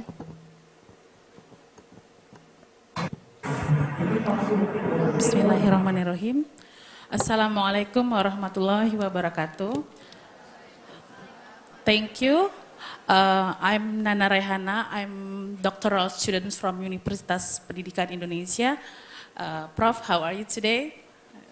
I was her student and still I am. Okay, I'd like to question for the three of the speaker. The first for Professor Sri Minda. From your experience or from your research dealing with your presentation that English teachers in Indonesia still keep the same way or the repetitive methods and techniques when they are teaching their students. I believe that you have observed and interviewed the teachers. So my question is, why those teachers still did the same way? And my second question is for Mr. Parr about dialogic education. What I can get from your presentation is competence and performance of students. That's what teachers should achieve in the classroom. But remembering that in Indonesia, English still foreign language subject, it's not easy for us to do like what maybe in Australia. Many things we must consider. So my question is to you, what part as English teacher in Indonesia should expect it first? English competence or English performance? And my last question is for Mr. Saragi. What I can get from your presentation is language competition. I'm curious about your position. What will be the winner from your position? Bahasa Indonesia, English, or local? I'd like to know your position. Thank you. Okay. Yep. Maybe Professor Minda can answer the questions. First questions. Yeah. Thank you. Thank you, Nana. How are you? Okay, so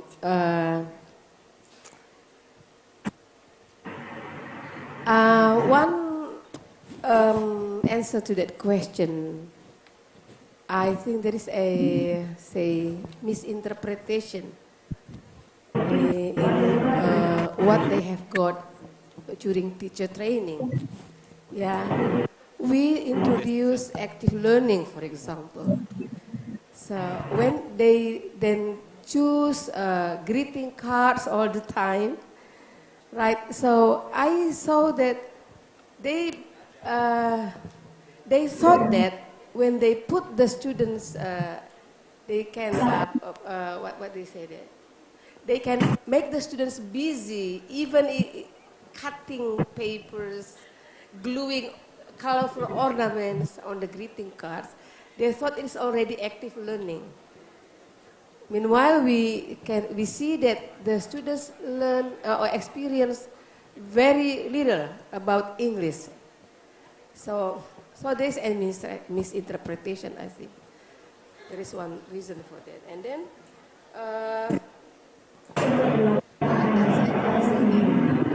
the one that I propose at the end of the last slides of mine is that mentoring. So I believe that teachers do not get enough satisfying mentoring in their classrooms. They go to different teacher trainings, but the fact shows that they need professionals to be with them, to help them, to put into practice the knowledge that they have got in the teacher training. So that's why I propose this to be empowered. Maybe during the meeting tomorrow, maybe we can discuss about how to do this. That's my question. Thank you, Nana. Okay, yeah, please. I will just to give a very quick answer and an example of what I think might be helpful. You talked about whether the notion of dialogic teaching in English may not be possible because the students are not strong enough. I think that's how I interpret that, not confident enough as communicators. And I guess my sense is that you need to think about dialogue in all the different ways it might mean something. So for instance, one of the things that I know that Professor Mindu was saying was that if students want to answer in a combination of Bahasa and English, that's okay. What are they doing when they're combining Bahasa and English? They're taking two different texts and they're bringing them in dialogue with each other. And they're doing that because it gives them the confidence to be able to speak. And so for me, that's a wonderful example of dialogic teaching where the teacher says it's okay for you to use a combination of English and Bahasa because you're bringing those two languages together. That's what dialogue, in the way that I have conceived it, is. And that's what I'm talking about when I'm talking about dialogue across difference. So I guess the last thing that I would say, I would never be suggesting this, even though the last example I showed you was very impressive in many ways. That student wasn't using a whole lot of English. She was just using the poem. And so any of the dialogic teaching that we're proposing is a way to actually build students' confidence, not to put them under more pressure. So it's a matter of which dialogic strategy you use. But thank you for the question. Okay, and for the next question. Well, thank you for the questions. You know, you asked me about my position, right? Okay, I love English because my profession is an English lecturer. But in this context, I'm not saying that I heard English, no, right? Because I am as an English lecturer. But based on this research, I have to say that you know, language competition happens, occur in the linguistics landscape of Medan. And of course, based on the regulations, especially our local regulations, okay, so we have to use Bahasa Indonesia in the public area. So Indonesia, but still right now, Indonesia is still the winner in the middle of in the linguistic landscape of Medan. That's so Bahasa Indonesia is, you know, still right now Bahasa Indonesia is the winner. That's the reality. But you know, English now, if we see, you know, around linguistic landscape of Medan, so now English is very popular, yeah, especially, you know, in commercial sub-science and in business activities. So most are, especially businessmen, most of them are predominantly use English. But if reverse to our regulations is not allowed. I think that's all. Okay, thank you very much, Dr. Mandra. Next, yes, two questions from this side. One with the green, and the other questions from this side. Okay, so maybe from the other, yes, that side. Okay, so maybe from Ibu, yes, please. Thank you very much for this opportunity. Let me introduce myself. I am Siti Aziza from UIN Alauddin Makassar. So I travel far from away. My questions, I think to three of the speakers, I think that's all interesting topics. And start from the Sriminda, talking about the problem of teachers in teaching English in junior high school, and for Prof. Graham is about dialogic education, and yeah, the Dr. Mandra Saragi about landscaping, about language landscape. My question about the issue of English language teaching in school now, in Curriculum Merdeka, is about incorporating profil pelajar Pancasila and yeah, in curriculum. So my question, how to integrate this in those curriculum in English language teaching, and for Graham about how, what is the difference between dialogic education and communicative approach in language teaching. And for Dr. Mandra Saraji about which language landscape that is suitable or is appropriate to use in teaching English as the sources, as the material for language teaching, for example, in junior high school. Thank you. Assalamualaikum warahmatullahi wabarakatuh. Yes, maybe Mr. Graham could answer the question. Professor Minda first, yes. Yeah. Okay, thank you Ibu, jauh-jauh dari Makassar ya. Okay, so, well, I think the profil pelajar Pancasila ya, I have shown some activities to promote students' creativity, critical thinking, independence. Those are part of profil pelajar Pancasila, right? Is that what you mean? You will start from beriman bertakwa kepada Tuhan Yang Maha Esa, right? I mean the values of Pancasila, for profil Pancasila. How to integrate the values of that. And because also in SMP and also in madrasah, also integrate the value of rahmatan lil alamin, or the mercy of students to the world. So how to integrate this in the schools? Thank you. Right, okay. Okay, so values ya, values. Teachers sometimes think that when you advise students to do good things, it is the effective way of improving or introducing values to students. But I think you can introduce good values from learning activities. Like when you ask students to sit and work in a group, for example, you have to make sure that everybody should contribute something to the work. So it is not only one person do the work for everybody, right? So you ask them to be responsible. So the values of responsibility, for example, cannot just be suggested, but also can be, what do you call that, developed through learning activities.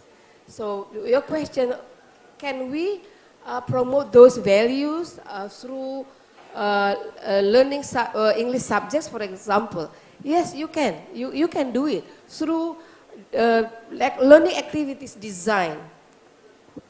Yeah, so maybe that's for now my answer to your question, okay? Time for more dialogue later. My question, my response to your question about the relationship between dialogic education and communicative language teaching is that there is lots in communicative language teaching which is dialogic. The way in which I was trying to talk about, and a lot of the literature talks about dialogic teaching, is not, hey, this is something completely new, different from anything you've ever done before. It's not. In many ways, it's actually drawing on some of the richest traditions of education, such as in approaches like communicative language teaching. So it is drawing on many of those ideas, and it's emphasizing some things a little bit more than what communicative language teaching does. But for me, I like to think that there's a dialogic relationship between communicative language teaching and dialogic education. Well, thank you for the questions. Yes, I do agree with you that as I said to you, linguistic landscape can be used as a reference for resource and reference for teachings, especially English teaching, right? What language is good for language teachings in linguistic landscape? Of course, so there are so many English texts that found in the linguistic landscape can be used as our resource. Now, your question is especially for SMPU, right, or junior high school, right? Linguistic landscape, they are billboard, and then root signs, and then house complex. And I suggest you to find out the linguistic landscape of English, which use English language. So we can use the English to improve the vocabularies also. And, we can use it for teaching, learning language skill, right? How to write, and then how to write, how to read. So the point is, I suggest you to take linguistic landscape that use English. Yeah, for SMPU or junior high school, just take simple text. For example, like house complex.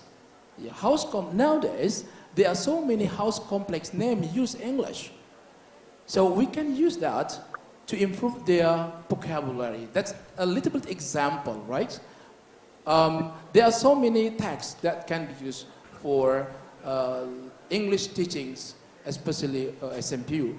And also, if we want to teach them how to inform, how to use, how to inform, how to create informative text, so we can use, the text or linguistic landscape from, advertisement billboard.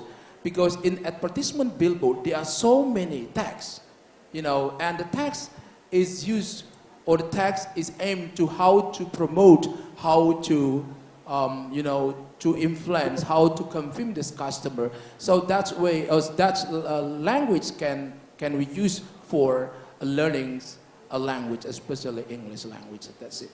Thank you. Okay, the next questions from yeah, the one with the microphone. Yes, please.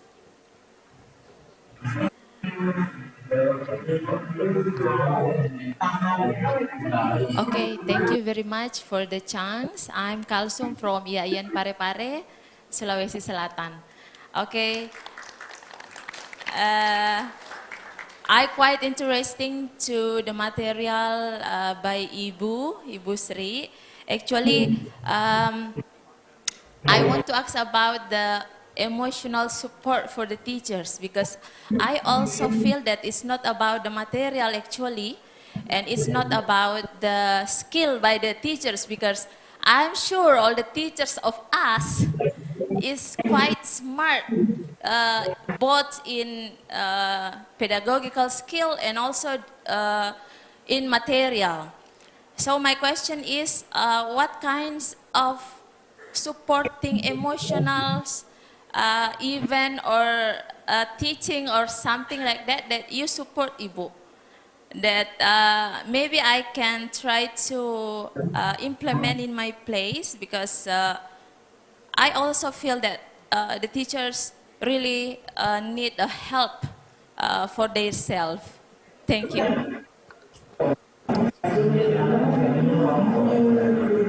Thank you Ibu. Pare-pare juga jauh sekali ya. How long does it take? 2 days, I guess. 2 days. Wow. Okay. So Ibu, when we every time we do mentoring to teachers, we apply technique. The technique we call the technique 3-2-1, 3, 2, and 1. So every time the teachers have already finished with the teaching learning process, okay, then she or he will sit with us, and then we will apply these 3 appreciations. Okay. So 3 points that we appreciate from what he has been doing, and then 2 triggering questions. 2 triggering question ini like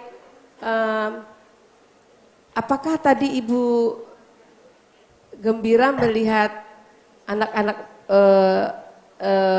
bekerja kelompok? Adakah yang Ibu lihat perlu diperbaiki or something like that?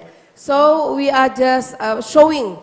We are not instructing him or her to improve the teaching learning process in the future, but we ask 2 questions to lead them to the situation that they need to improve in the future. So itu dia 3 appreciation, 3 appreciation, 2 triggering questions, and 1 decision. What they plan to do for the next mentoring. So only 1 thing that they need to improve. So maybe they will say that, okay, next meeting I will design the group work in such a way that every individual member should contribute to the group work, for example. So only 1 plan for a future meeting. So 3, 2, 1 technique. I agree with you to say that teachers actually are very potential, right? Yeah. They have knowledge, they have wisdom, as Pak Graham just also talk about. So we just, help them to be more competent from any starting point they have. Tidak apa-apa, any starting point that they show us, tidak apa-apa. We can improve the way they teach. Thank you. All right.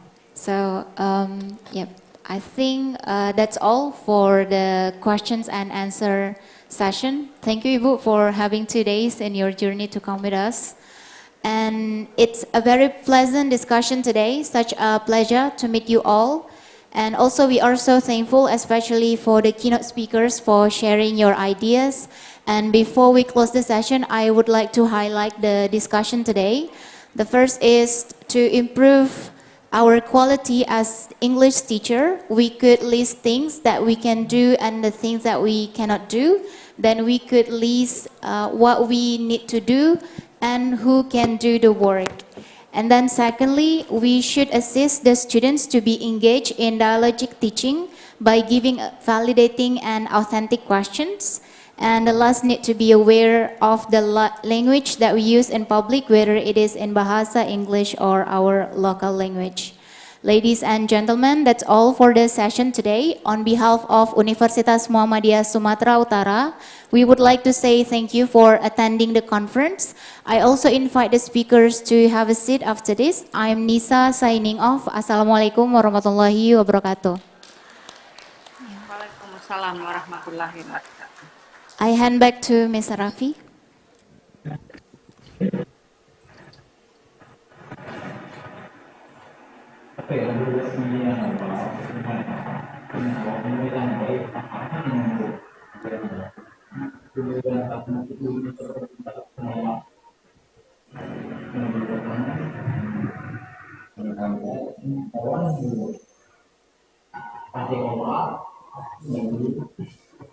Distinguished guests, participants, ladies and gentlemen, welcome once again to the first International Conference on English Teaching and Linguistics 2023.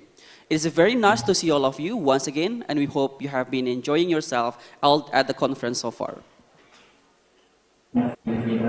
Before we close the conference, we would like to once again send our gratitude and thank you so much for all the keynote speakers for sharing your expertise in the session. And also thank you so much for the presenters and participants of International Conference on English Teaching and Linguistics 2023. And now, to close the conference and to end the day, as the Master of Ceremony, I would like to thank you and say goodbye for now. See you at the next International Conference on English Teaching and Linguistics. Assalamualaikum warahmatullahi wabarakatuh, and good afternoon to everyone.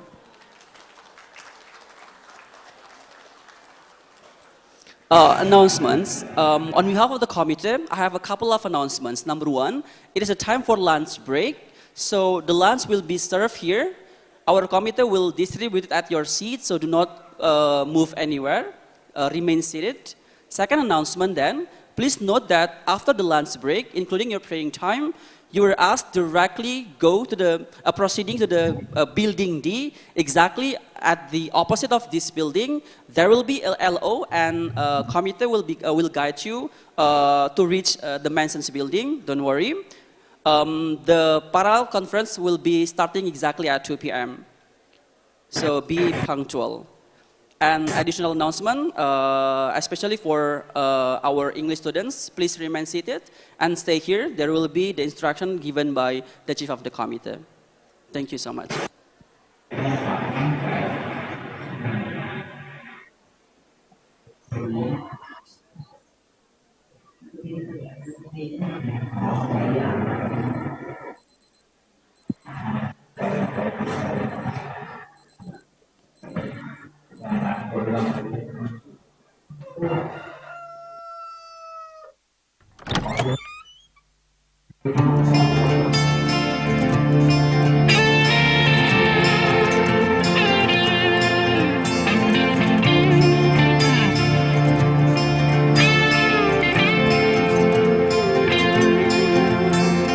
Written in these walls, all the stories that I can't explain.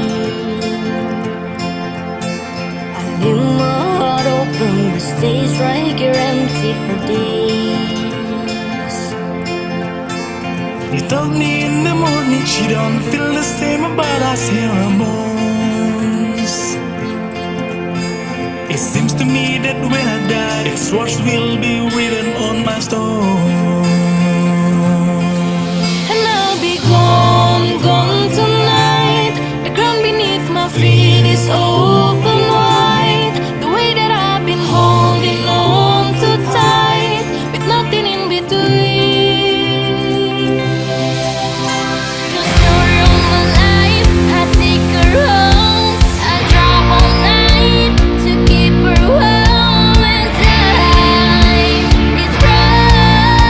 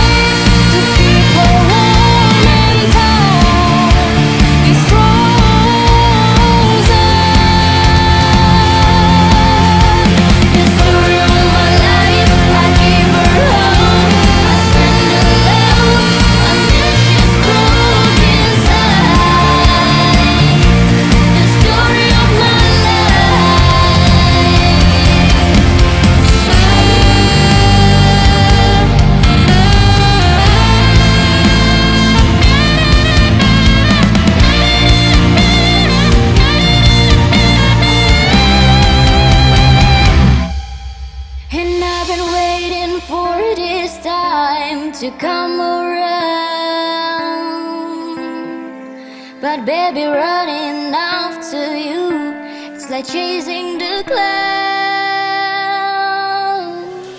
The story of my life, I take her home, I drive all night to keep her warm and tight. It's frozen.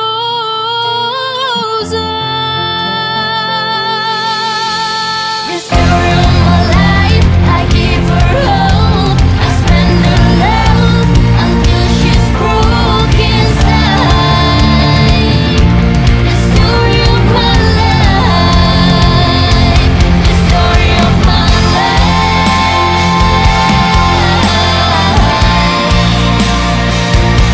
the story of my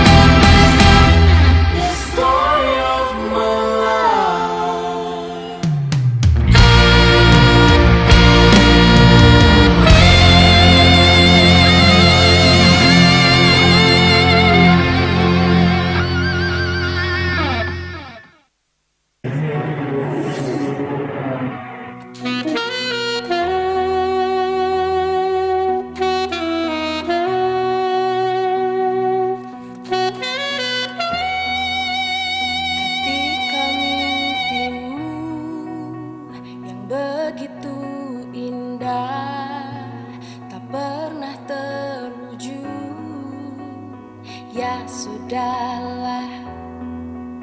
Saat kau berlari mengejar anganmu dan tak pernah sampai, ya sudahlah. Apapun yang terjadi, ku kan selalu ada untukmu. Janganlah kau bersedih, 'cause everything's gonna